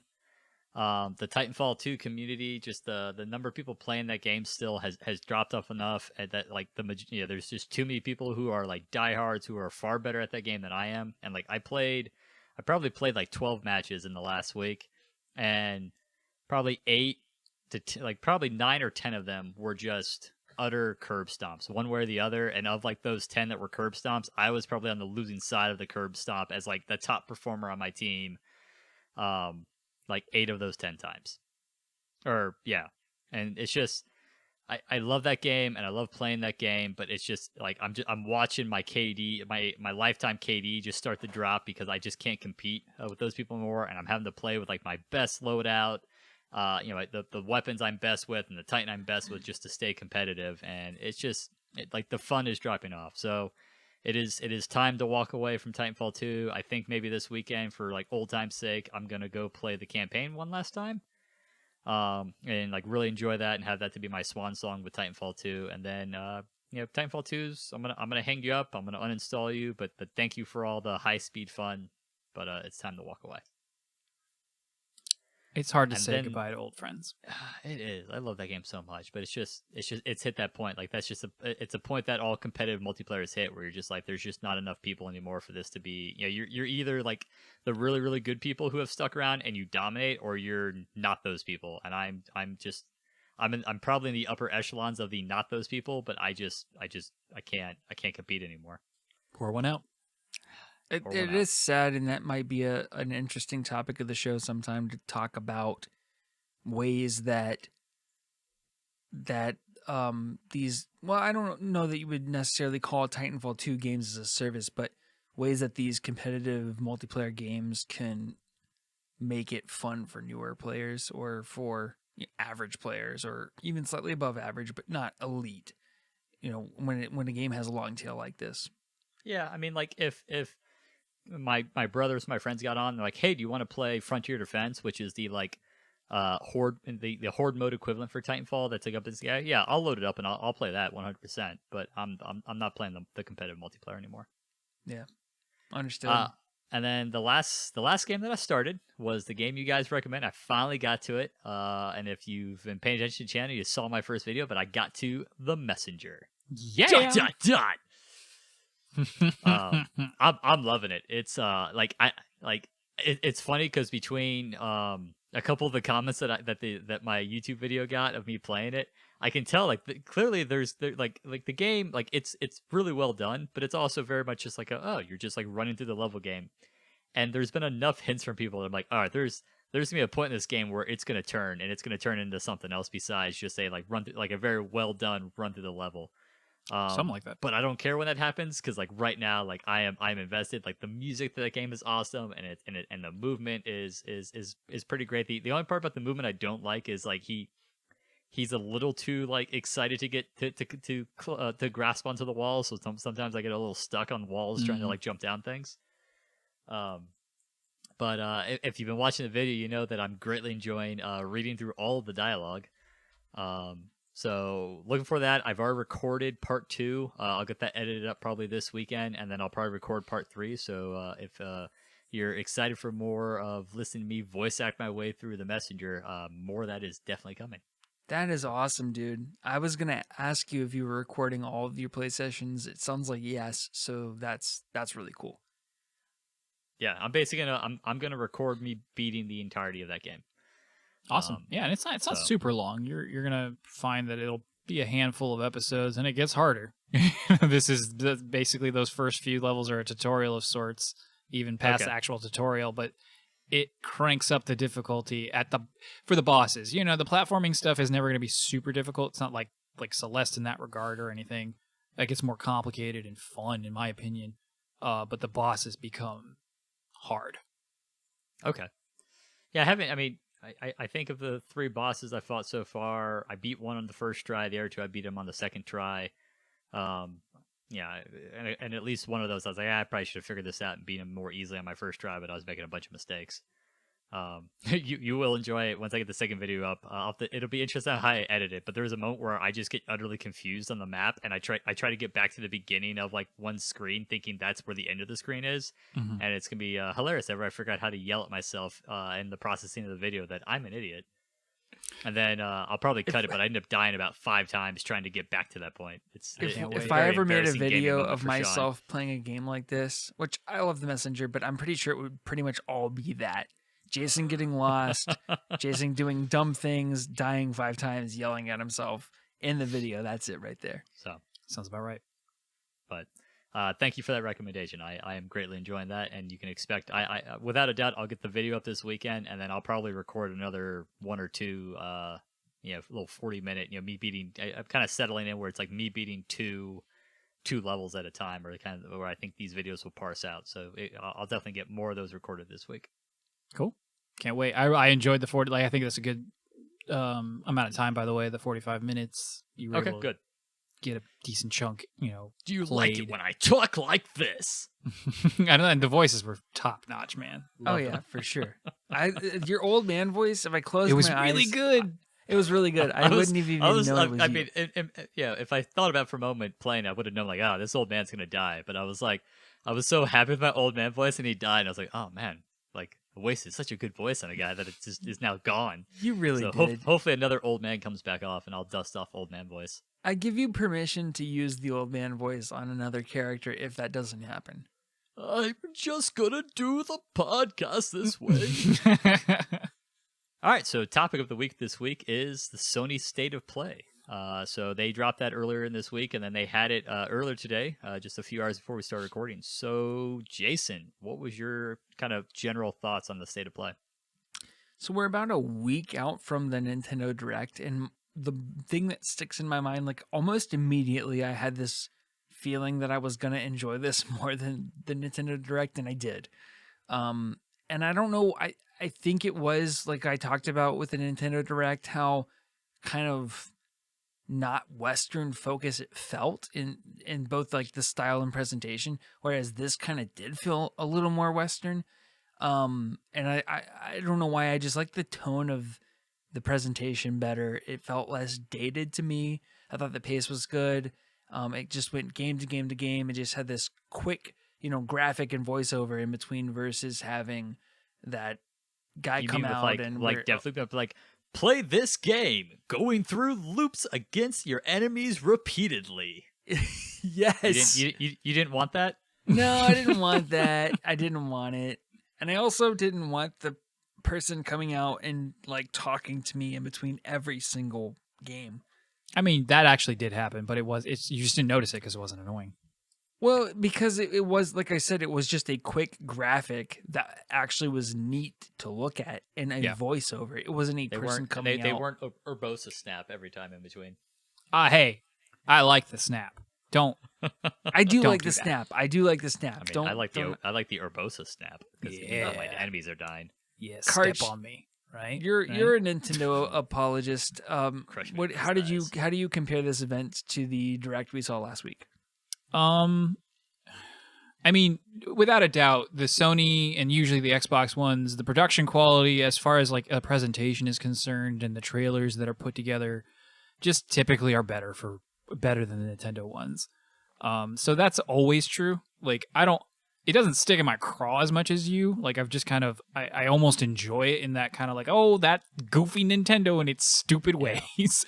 But as far as my main issue with the Direct was how long it was and then what was in it as far as like just the pacing and like the level of excitement that it would normally bring anybody, really. Like even if you loved the idea of the Famicom mystery games coming, like it's just not the same as this kind of things like Splatoon 3 or Skyward Sword. And so it just felt stretched. Like I was already excited about most of the games that were in this state of play, and yet just because it was short and it was paced well, and these were some really, really well done trailers, which we'll talk about when we get to them. They really were. Like it just. I do. Go ahead. Sorry, I was only going to say my only thing, a little bit of disappointment that they didn't talk about the new PSVR at all during this, but that's fine. Yeah, it's probably still too new, and like I said, it's not even 2021, so they won't be talking about that for a while. But yeah, I liked it. It was really good, and even in the way that I watched it, which was I had tweets coming in, so I knew like I got quote unquote spoiled on a lot of it. Then I watched half of it in Target as we were shopping for supplies for the birthday stuff. And then I watched the rest of it when I came home. So it was not the ideal experience, and yet I still really, really enjoyed myself. Sean, how'd you like it? Yeah, so I rushed home from work. I actually skipped my lunch break today, so I could get out of the office at 3:30 and get home by like 3:50. And then obviously because I can't record in my uniform, I had to like frantically change out my uniform, get my civilian in some semblance of civilian clothes, and then I watched it. We might have gotten more subscribers if you skipped the getting dressed part. Yeah, just take off that uniform. You know what I'm saying? Nobody but my wife wants to see this. So true. So true. I agree with you. Like the quality of the trailers were best, and we'll get to like I think what might be the best example of that, which is Knockout City later, which like because watching that on this was like, oh, that actually looks like an okay game, as opposed to the Nintendo Direct where I was like, what is this nonsense? Get this out of here. I was amazed. Yeah, it was just I think just over 30 minutes. How quickly it went. Like I was like, oh, I was kind of enjoying watching trailers. Yeah, and I'm like this is our last one. And I was like, oh, we're over. Okay. Mm-hmm. That said, I still feel like it was a bit of a letdown. And we'll get to that with some of the specific items. But then like God of War is supposed to come out this year. Nothing on God of War. Horizon Forbidden West I think is supposed to come out this year. Last we heard. Yes. Nothing about that. As Jason already said, nothing about PSVR. So, another case of like, yeah, I mean, some awesome trailers without a doubt. Everything that got displayed had awesome trailers, but I just don't think it was what we were hoping we would have gotten out of it. Yeah, it's kind of like a forced error on both Sony and Nintendo. It's like, well, it's cool that it has been a while since either of you have done a thing, even longer for Nintendo as far as an official direct, but like at the same time, you didn't have to do this. You didn't have to throw something out there where you knew with Nintendo having been so long and with Sony having the PS5, only come out last November, like the hype was always going to be there. And Sony fared better than Nintendo, but like you said, I think both, at the end of the day, it is in some respects disappointing. Yeah. I will be the contrarian in the group because I wasn't expecting anything. Learned about this Tuesday, and then 2 days later, I'm watching it, 30 minutes, trailer, and there are actually, like 2 or 3 games in here I'm really excited about. So yeah, same. While it may have been a disappointment, but just not the games. Like, I mean, we'll get to it with like their big highlighting thing at the end. To me, is extremely disappointing. But okay, we'll talk about it. Let's get into the game. So one more thing. Sure. I would have been like, this is the best thing that's ever happened to me ever. If I actually had a PS5 to play these, and like if I'd gotten it today, I would have been like, yeah, Sony, screw Nintendo, screw Xbox. Nintendo for life. Exactly. So first game they talked about was Crash Bandicoot 4. So Crash Bandicoot 4 is getting a PS5 upgrade with 4K, 60 FPS. It's about time. Haptics added to the controllers, and then also they talked about 3D audio for headsets capable of doing that, which was kind of the cool. first I've really seen of that.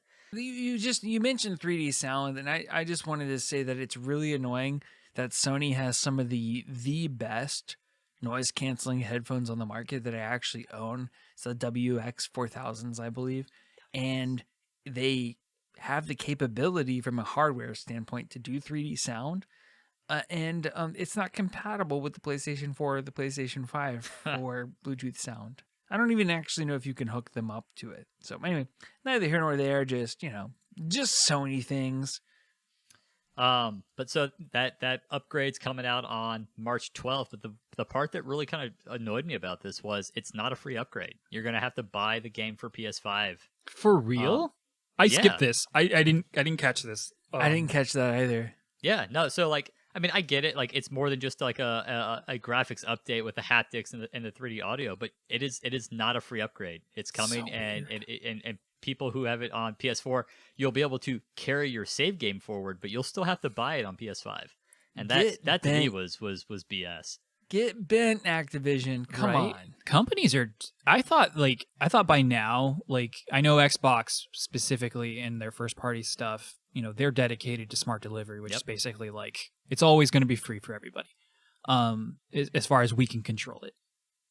I figured everyone would have found the equilibrium and like that would just be what we can expect from everybody at this point, whatever that was going to be. But as we'll talk about later with the Final Fantasy VII thing, it's kind of still all over the place. Yeah, it is. Well, and like Crash Bandicoot to me too. It's like you can't 60 FPS. All right, cool, especially for a platformer. But you can't tell me Crash Bandicoot benefits that much from 4K. It's not that graphically fidelic of a game. How much is it? That I don't know. If it's full price, was it $60? I guess we'll have to find out because that's even more egregious. And I know I said I wouldn't talk about this, but I'm already talking about it. It doesn't, like you said, it just doesn't seem worth it. And if it was less than full price, then maybe this is a way of like kind of like reaping some of that back as a pseudo DLC. But I don't know. You guys, I know are super excited for this. So Karch, Jason, what did you think of the trailer? Since Returnal was announced, it was announced. I was cautiously optimistic, and I kind of called it. It wasn't clear, or maybe they did say it, but no one ever confirmed it to me. It's like this looks like a 3D roguelike. And that's what it is. And like some people are kind of making fun of it. It's like the way they described the games, like as if we've never played this kind of game before. I'm like, name one game that's really nailed your classic, Hades style roguelike in a full AAA 3D game, because I haven't seen it before, and this is this is a first. Yeah, I when Returnal first came out, I really thought it was going to be like a live die repeat type scenario. It was going to be, I mean, what another game we'll talk about later with Deathloop, I think is going to be, which is you trying to conquer a set thing. This is randomized. Yeah. And then what I enjoyed is, I always thought this was just the look, kind of has like that Aliens, Prometheus style look. Right. But we saw some serious combat gameplay in this trailer. Yeah, and everything. I love everything. The combat doesn't look as like, it's not just a bullet hell. There's going to be a big component to that, but it just looks really good, and I'm really optimistic about it. I really hope I have a PlayStation 5 by April, because April 30th is when it comes out, and I'm excited to play this game. Jason, any thoughts? Yeah, no, I loved the atmosphere that the trailer gave off. It was eerie, but it put me in a world that I wanted to explore. And I love the idea of, she's reliving her memories. Yeah. And exploring the world and keeps coming back to this house. And, it's interesting, not to get too introspective, but I frequently have these like recurring dreams, as people do. A lot of them center around my house in Florida, where I will be like modern 31-year-old Jason, but like, hanging out in Florida in that house. And, and to play something like that, I loved like I said, I love the atmosphere. It had that eerie, dreamlike, where you're exploring this planet, and then all of a sudden there's this house from your memories. And I love the fact that it's going to be a 3D roguelike. And like Karch said, I think the closest we really have to that are probably the Soulsborne formula, where you do have that kind of permanent progression. You go into this world, it's kind of the same every time, and you're trying to see how far you can get. I really think this trailer told us actually a lot more about this game than we knew. Like it told us it is indeed a roguelike. It told us that the combat is not just the combat's a little actiony, but also a little bit of the story. The fact that if there's something about her memories being tied up in whatever she's going through. I found it interesting that when she went to go open the door of the house, it went from third person to that first person. And I'm curious if you are gonna get a little bit more eerie, horror aspects there when you're in that first person, especially. Because now you're more boxed in and you're intimate with the character that you're playing. Yep. This trailer really made me even. Yeah, I was already intrigued by this game. I'm now excited about this game. Yeah, can't wait. And one more thing, you mentioned it was procedurally generated. Pieces of it are going to be procedurally generated. Well, I mean that's a technical feat to put. I mean, in my opinion, putting something like reliving memories leads me to believe that there are story beats Yeah. But Yes. to place that in a procedurally generated world, you're putting a lot of trust in the player to be able to get to the places they need to get to unfold the story. And you're probably going to get them there through your design and through your engineering. And I just think that in and of itself is pretty incredible. Oh yeah. Yeah, I mean, And they'll it- have clever ways of doing it, but Yeah, well, and then like we saw the upgrades. That it's like, oh, these could be stats or abilities or weapons. I was like, oh, got it. It's boons. These are your boons equivalent that you'll get on your Basically, various runs. yeah. Like I was like, oh, yeah, like, again, just showing us just enough of additional parts of the game to kind of define really what this game is without really giving away too much. So I'm like I said, I'm excited. Really well done from Housemarque. I mean, yes. presentation really well done.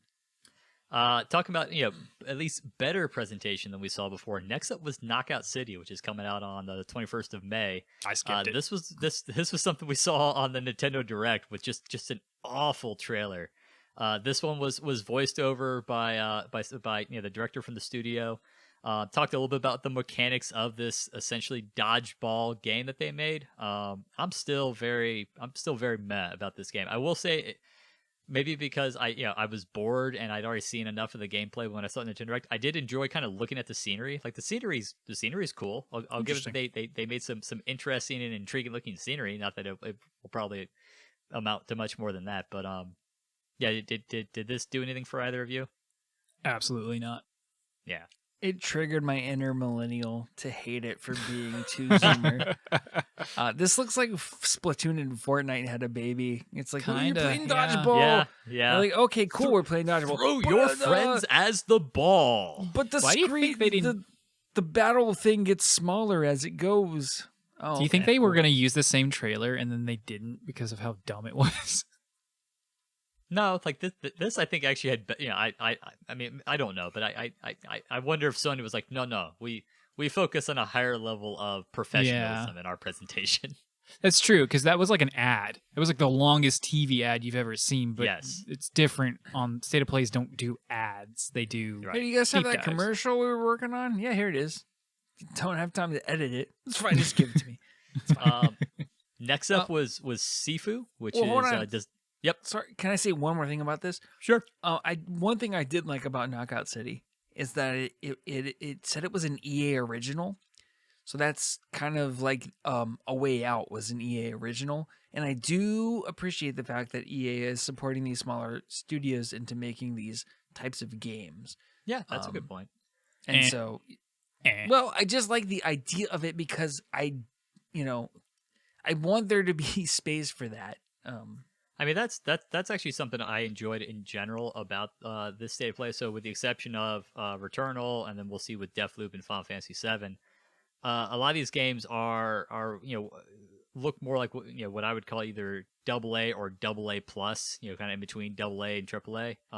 Especially what ended up being my favorite game the game I'm most excited about of all the releases. So it was cool to see that the focus was much more on that and not all big AAA looking games.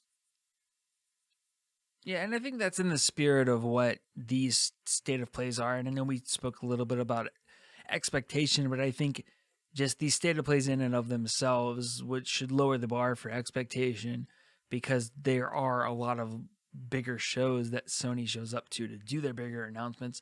And for all we know, this is telegraphing that they're going to be at E3 this year, something they haven't done in the past 2 years. So, I mean, we'll see, but we can keep going. So next up was Sifu, which doesn't have a release date yet. This is actually the one where I realized that my reaction video that I may or may not get out wasn't recording the audio of the State of Play. So I missed the first half of this trailer. I did go back and I watched it, and all I can say is it looks like if you remember the Netflix Daredevil series with like the hallway fights that were all one take. It looks like basically a simulator of that. Yeah, it looked neat, but we'll have to see more. It was a world premiere, sort of. It was like supposedly the first time it had ever been shown, and then it was over before it began. I thought we saw more. For some reason, I thought we've heard about this because it looks like a cel-shaded Yakuza. That's what I had written down. You make some of the worst comparisons ever. It is did. absolutely It looked nothing a like Yakuza. You are being racist. It's a Japanese Asian looking thing. You put another the way Asian the looking. combat the way the combat looked, it looked like Yakuza. It looked like a Yakuza isn't defined by its combat, though. Like, there are... Well, I've played it one time, and I hated it. I know. So there. Moving on. No, I wanted to say it looked like you aged when you died, and that looked cool to me. I didn't even notice that. I did see he got older, but I didn't get the impression it was you aged when you died. Sean can use his old man voice. For some reason, I feel like I heard about a game of where you progress through the game, but every time you die, you age, and you have to beat the game before you would die. Like, hearing about it and them showing it off for the first time are not the same thing. That sounds like something that would make Jason stressful. It does stress me out. I'm not saying I liked it. I'm saying it looked like a cel-shaded Yakuza, and it looked like you aged when you died, and that's kind of neat. That's all. Moving on was the top candidate for a trailer that maybe shot at the most. They should be wall running, which was Solar Ash, which is going to come out sometime this year, no month given. I really love the visuals. It reminds me of Glacio, which is one of the planets on Astroneer, and the whole like kind of weird physics and the monsters. That said, I have concerns watching the gameplay. I feel like you have all this high speed movement, but then if you watch like when you had to climb something, it was so slow. It was like, wait, you're building this entire game about like free movement and speed, and then I go climb something and it all falls apart. But yeah, I think I need to see more from this before I necessarily judge this game. But did you guys have any thoughts on Solar Ash? I had some. At the risk of making another terrible comparison, the way that they talked about it and the way that, what I saw from the videos, it looked a bit like a 3D version. I won't say 3D version, but a 3D concept of Celeste. The way it focuses on movement and fluidity, the way that you rely on orbs to clear large gaps in the levels. I just thought, it's definitely have a focus on movement. It does have some combat, which was probably the part of the trailer that I felt like was lacking the most. It was like, combat will be fast and fluid, and I was like, all right, can I see the combat? And it was like, no, you cannot. Yeah, I agree with that. It showed like very, very little of the combat. Have either of you played Hyper Light Drifter? I Negative. have not. Okay, neither have I. So I was going to see if anybody had could see comparisons drawn from their previous work, but I think the way the kind of the aesthetic and the vibe. Yeah, that's there for sure. Hyper Light Drifter is like a top down, 2D. The combat's somewhat fluid, where you kind of it looks like there's this move where you can press a button and dodge, slide, in Hyper Light Drifter, and the combat was a little bit similar in 3D, and like I said, it's isometric view of kind of Super Nintendo graphics for Hyper Light Drifter, whereas this is like a 3D indie looking game. One thing I did, it doesn't look like necessarily open world, but it's got a 3D world that you go through, and it kind of reminded me a little bit of Sonic Adventure, in the way that you kind of go, it's all focused on movement, it's all focused on speed. You're getting from point A to point B. There is some combat, but it's really secondary, and it's just you're trying to build these kind of speed runs in a way. Yeah, the only thing I'll say about it, I'm going to skip it. This is a skip for me. Yeah, same. But I will notice, between the pathless, I had some better examples, but all that's coming to mind is the pathless. But this idea of gliding and smooth, I feel like we're hitting this kind of huge, zenith apex of all games are gonna look how fast and fluid you move.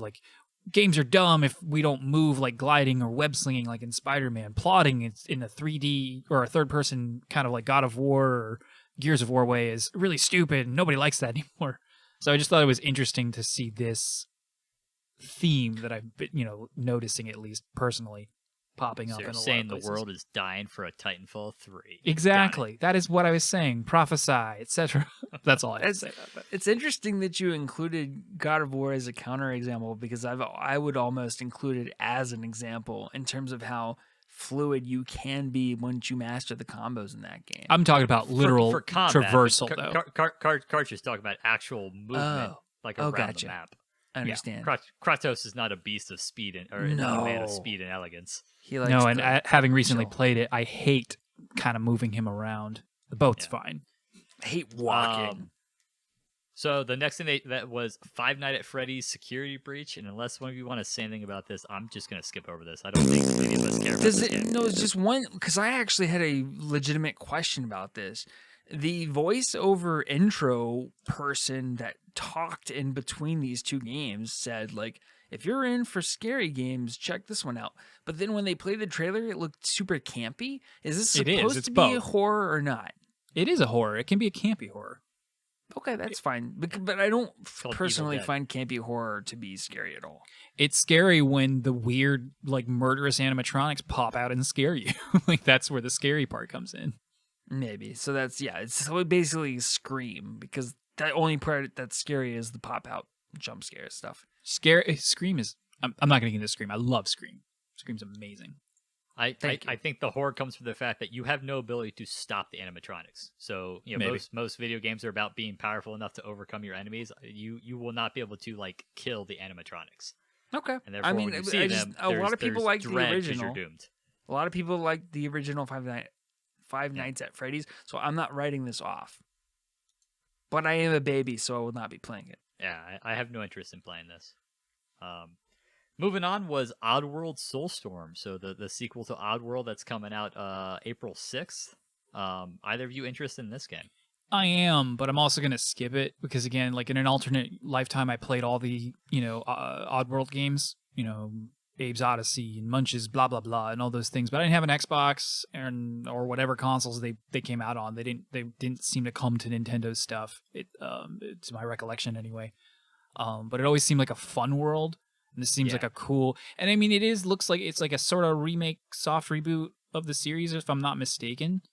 Or at least the universe that all this stuff takes place in. So like, it's something I might play eventually because it looks good, but it's also something I'm just not super invested to like.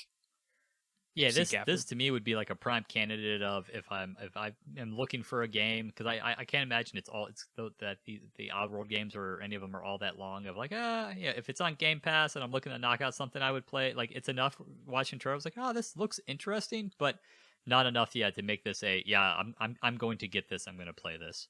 It's just not didn't quite strike the chord for me. Yeah, what's interesting to me is that there are so many components of this game that do pique my interest, like the fact that they called it 2.9D platforming, and they added so much depth for player immersion. You could play as a pacifist, which is something that in this genre of game I just don't even think about the fact that you could have. I did enjoy it. Play as a pacifist, and the immediately next scene was and then take control of your enemies. I was like, that doesn't seem very pacifist to me. Right. But the thing, and the cutscenes in this look great too. Yeah. But just the gameplay itself looked kind of boring. But here's where it could get me. A game like this, where they put so much emphasis on what the environments look like and how they want to have the depth to it. If this came to PSVR, that would be pretty cool. I would love to like have this sense of like I'm looking into this world. I can kind of look around the maps and there's so much depth and so much other kind of details you could focus on and check out at that scale. But to watch the gameplay unfold and be able to get it at all angles, like that would be kind of cool, and I would do that. But as a flat experience, it doesn't interest me. That is interesting. I mean, have you seen VR games do that before with basically 2.5D games? Moss. Okay. Yeah. Oh, yeah, I'd be interested to check that out. That could be an interesting way to watch a game. Yeah, and some third-person games have done it too, which is like I love that idea. But yeah, anyway, I could talk about VR for a very long time. I won't. The next game that they talked to or they showed a trailer for was Kenya Bridge of Spirits, and this was actually the game that I'm most excited about coming out of the state of play. Those the spirits, they look so cute. They're big like big cat puppy dog eyes. Mm-hmm. But just it looks the environments of the game look so cool that there's a tantalizing kind of storyline there that's hinted at with like especially like the end where like that lady's getting corrupted and turning into like the golem.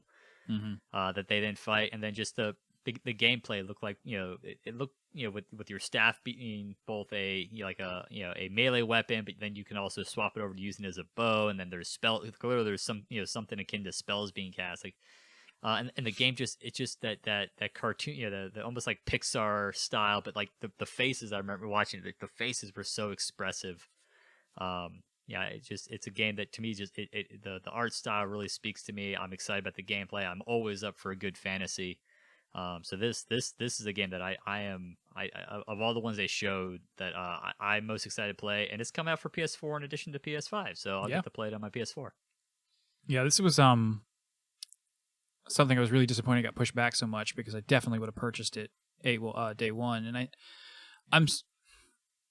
I'm worried because they're a first time studio, and or a first time video game studio. If I'm not mistaken, they have a history in film, animation, which would explain why their stuff looks so good. As far as like the reason it looks like it has such a nice artistic, it's a cohesive artistic vision. But I am wary because it is a first-time studio, and we still haven't seen that much gameplay. We've got a release date now of August. I don't have it up anymore. 24th. 24th. Okay. When it was originally supposed to be like a PS5 launch title. So hopefully it's just some COVID stuff. But this game has to have some major whiplash. It has to bomb for me to not want to still play it, because, like you said, it just looks really good. I am a little worried. I mean, it looks much better, but you are right. There is part of me that's like, man, I really hope this isn't going to be like another Windbound. It'll be nothing like a Windbound. I really doubt it. Sony wouldn't put so much. Sony's putting a lot of weight behind this game. Yeah. For it to turn into a Windbound.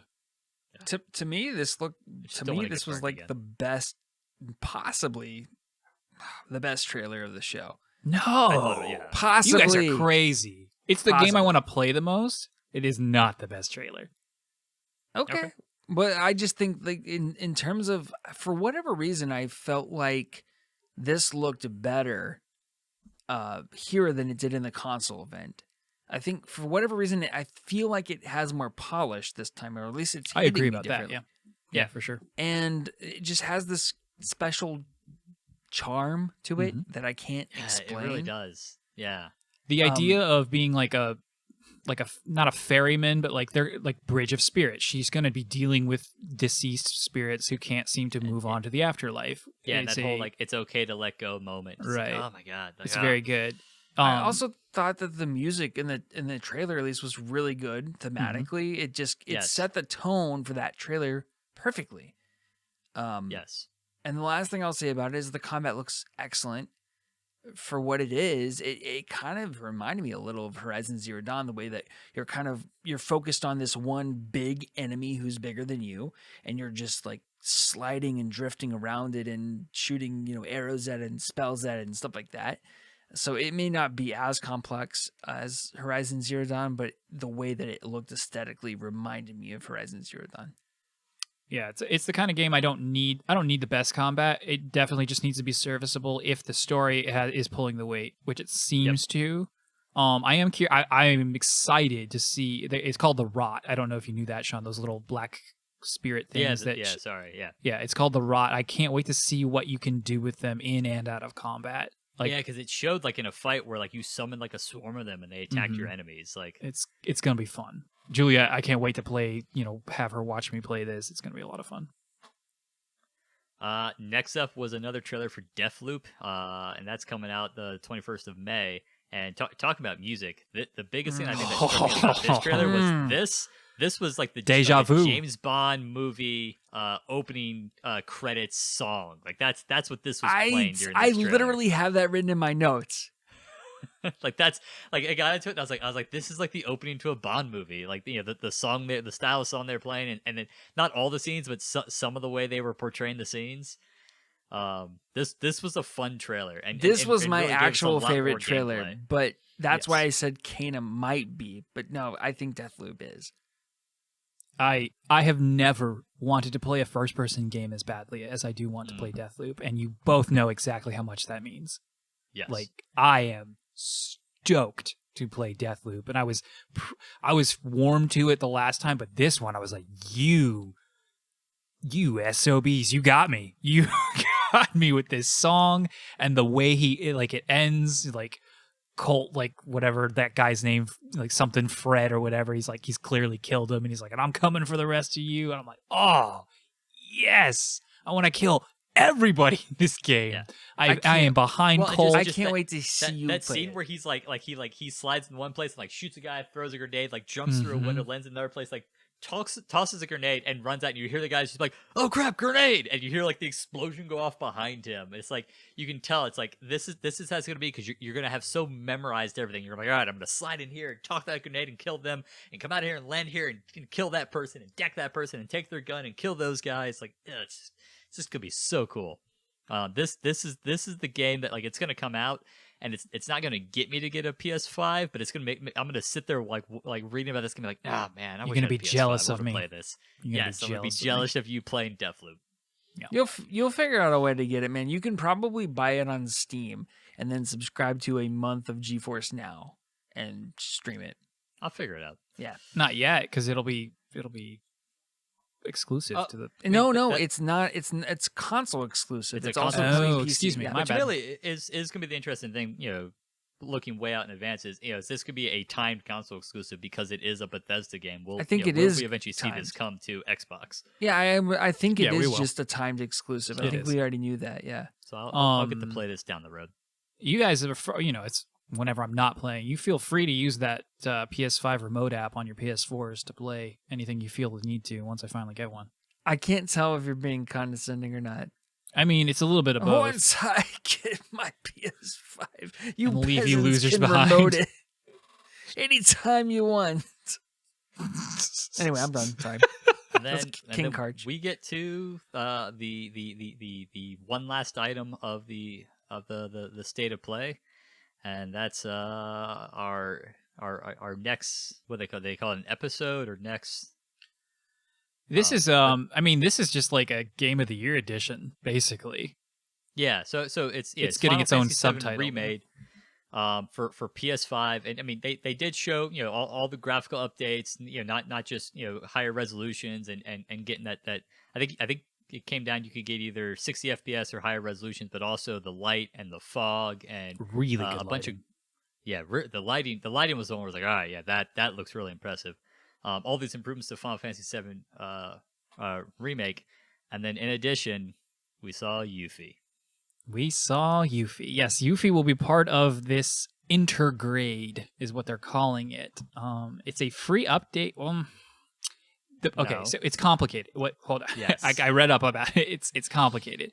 Yes. If you own the game on PS4, you will get all of the PS5 upgrades to the Final Fantasy VII Remake game for free. You will still have to buy this Yuffie thing separately. Yep.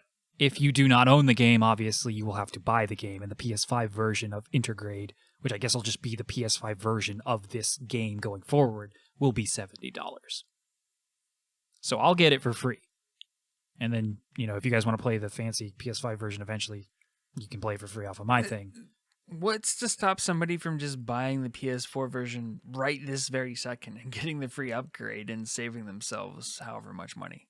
Not much, except they won't get the intergrade, whatever this Yuffie storyline is going to be. You're not saving any money because you still have to buy the Yuffie thing, presumably for Gotcha. $10. You're just not.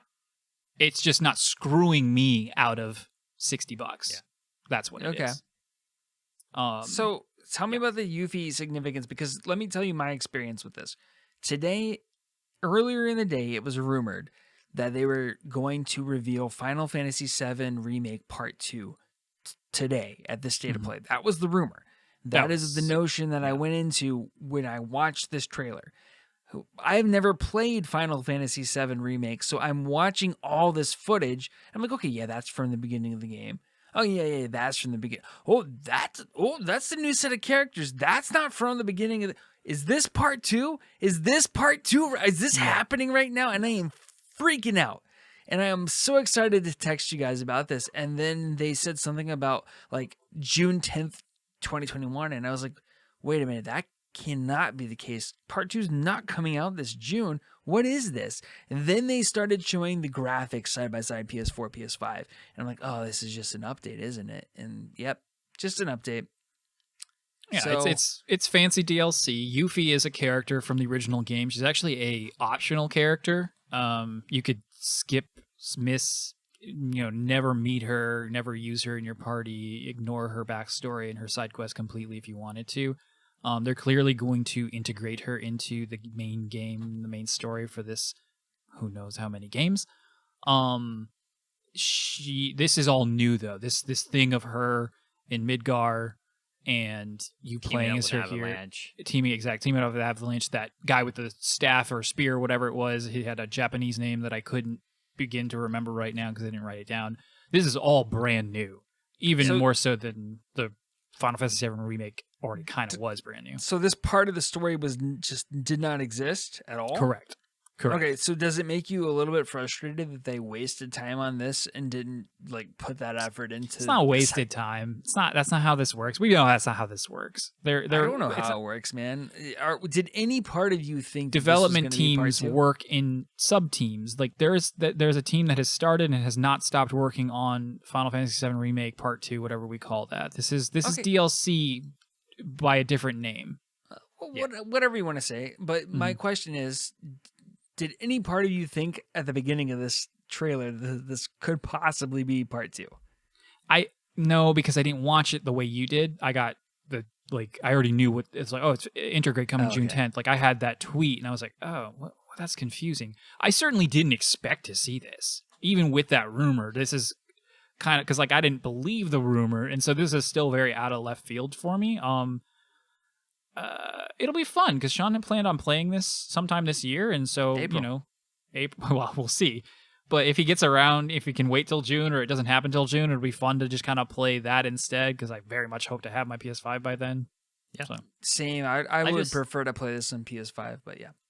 I just can't imagine. So, Jason, for me to answer your question, I got a little bit. I was like, oh wow, they're going to introduce Yuffie pretty early, and then it became fairly quickly into once you started seeing gameplay, it's like, oh, this is its own thing. And then my biggest question is, this can't be that. I just can't see this being that substantial.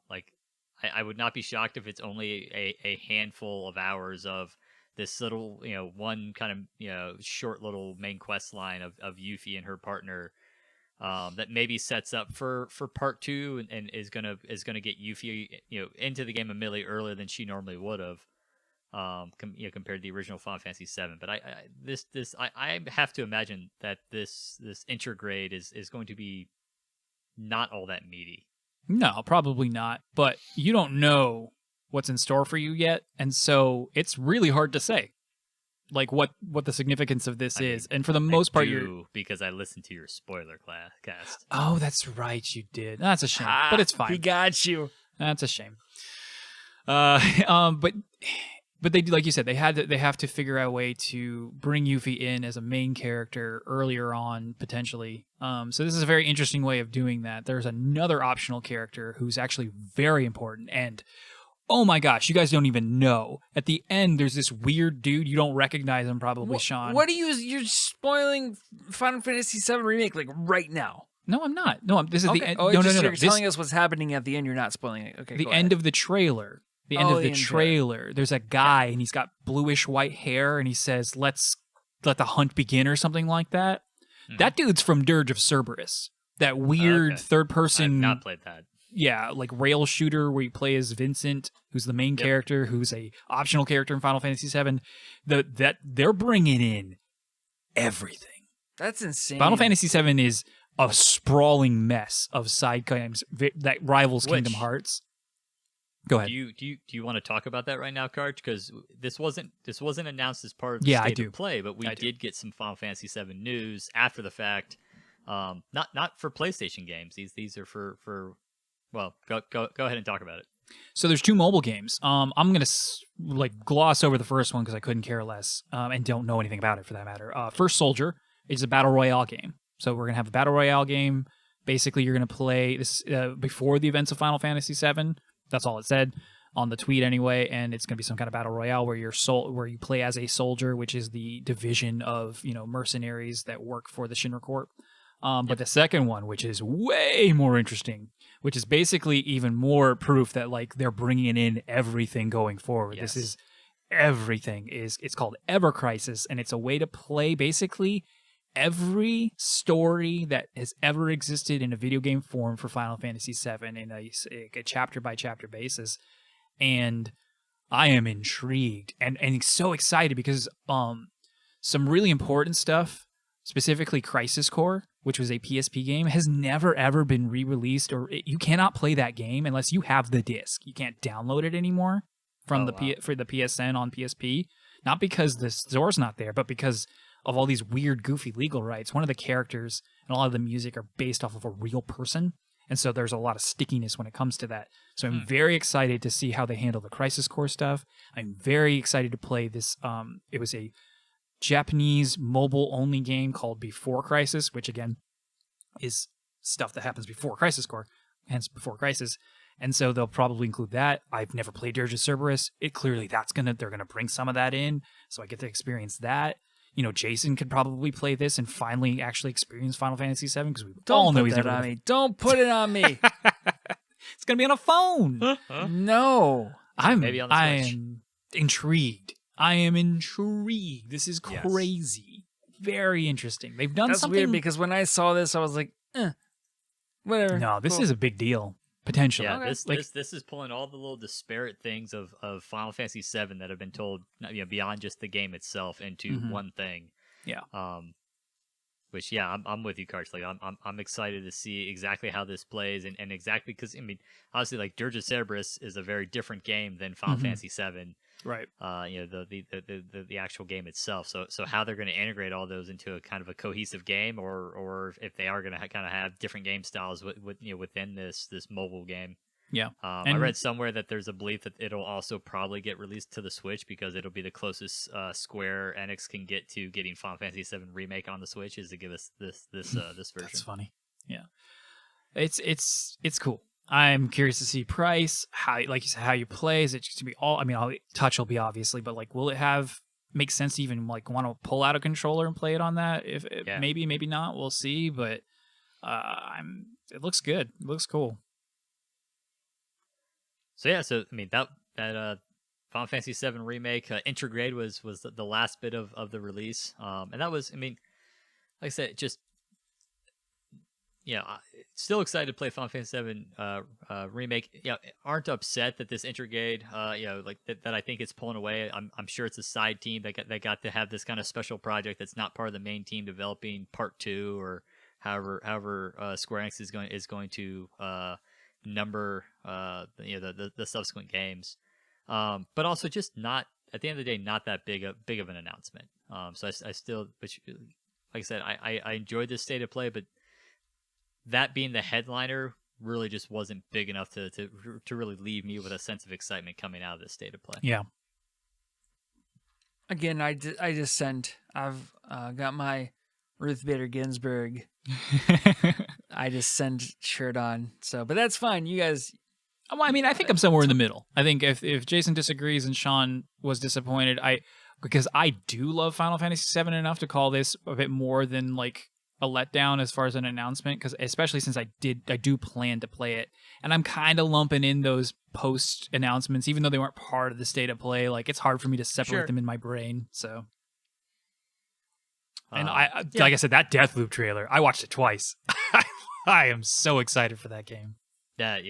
Like I said, and that's like, there But was we knew a lot about of it. stuff in this that really excited me, but like. And Jason probably has a valid point. Is Sony's probably looking ahead to having a more regular year of making game announcements than last year was, and so this isn't really the time you would normally make your big announcements. So maybe similar to kind of what I admitted to last week with Nintendo Direct is I'm just getting my hopes up too high on these type of things, and I keep getting let down, and I should learn my lesson. You can't play any of it soon anyway. That too. All right.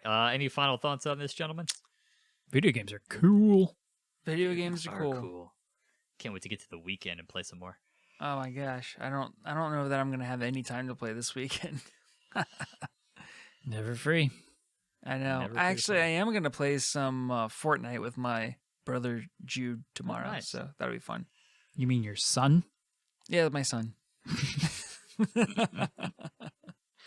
All right, well, with that, Jason, do you want to take us out? I will bring us home. You all have a fantastic week. We will try, but we are never free to play.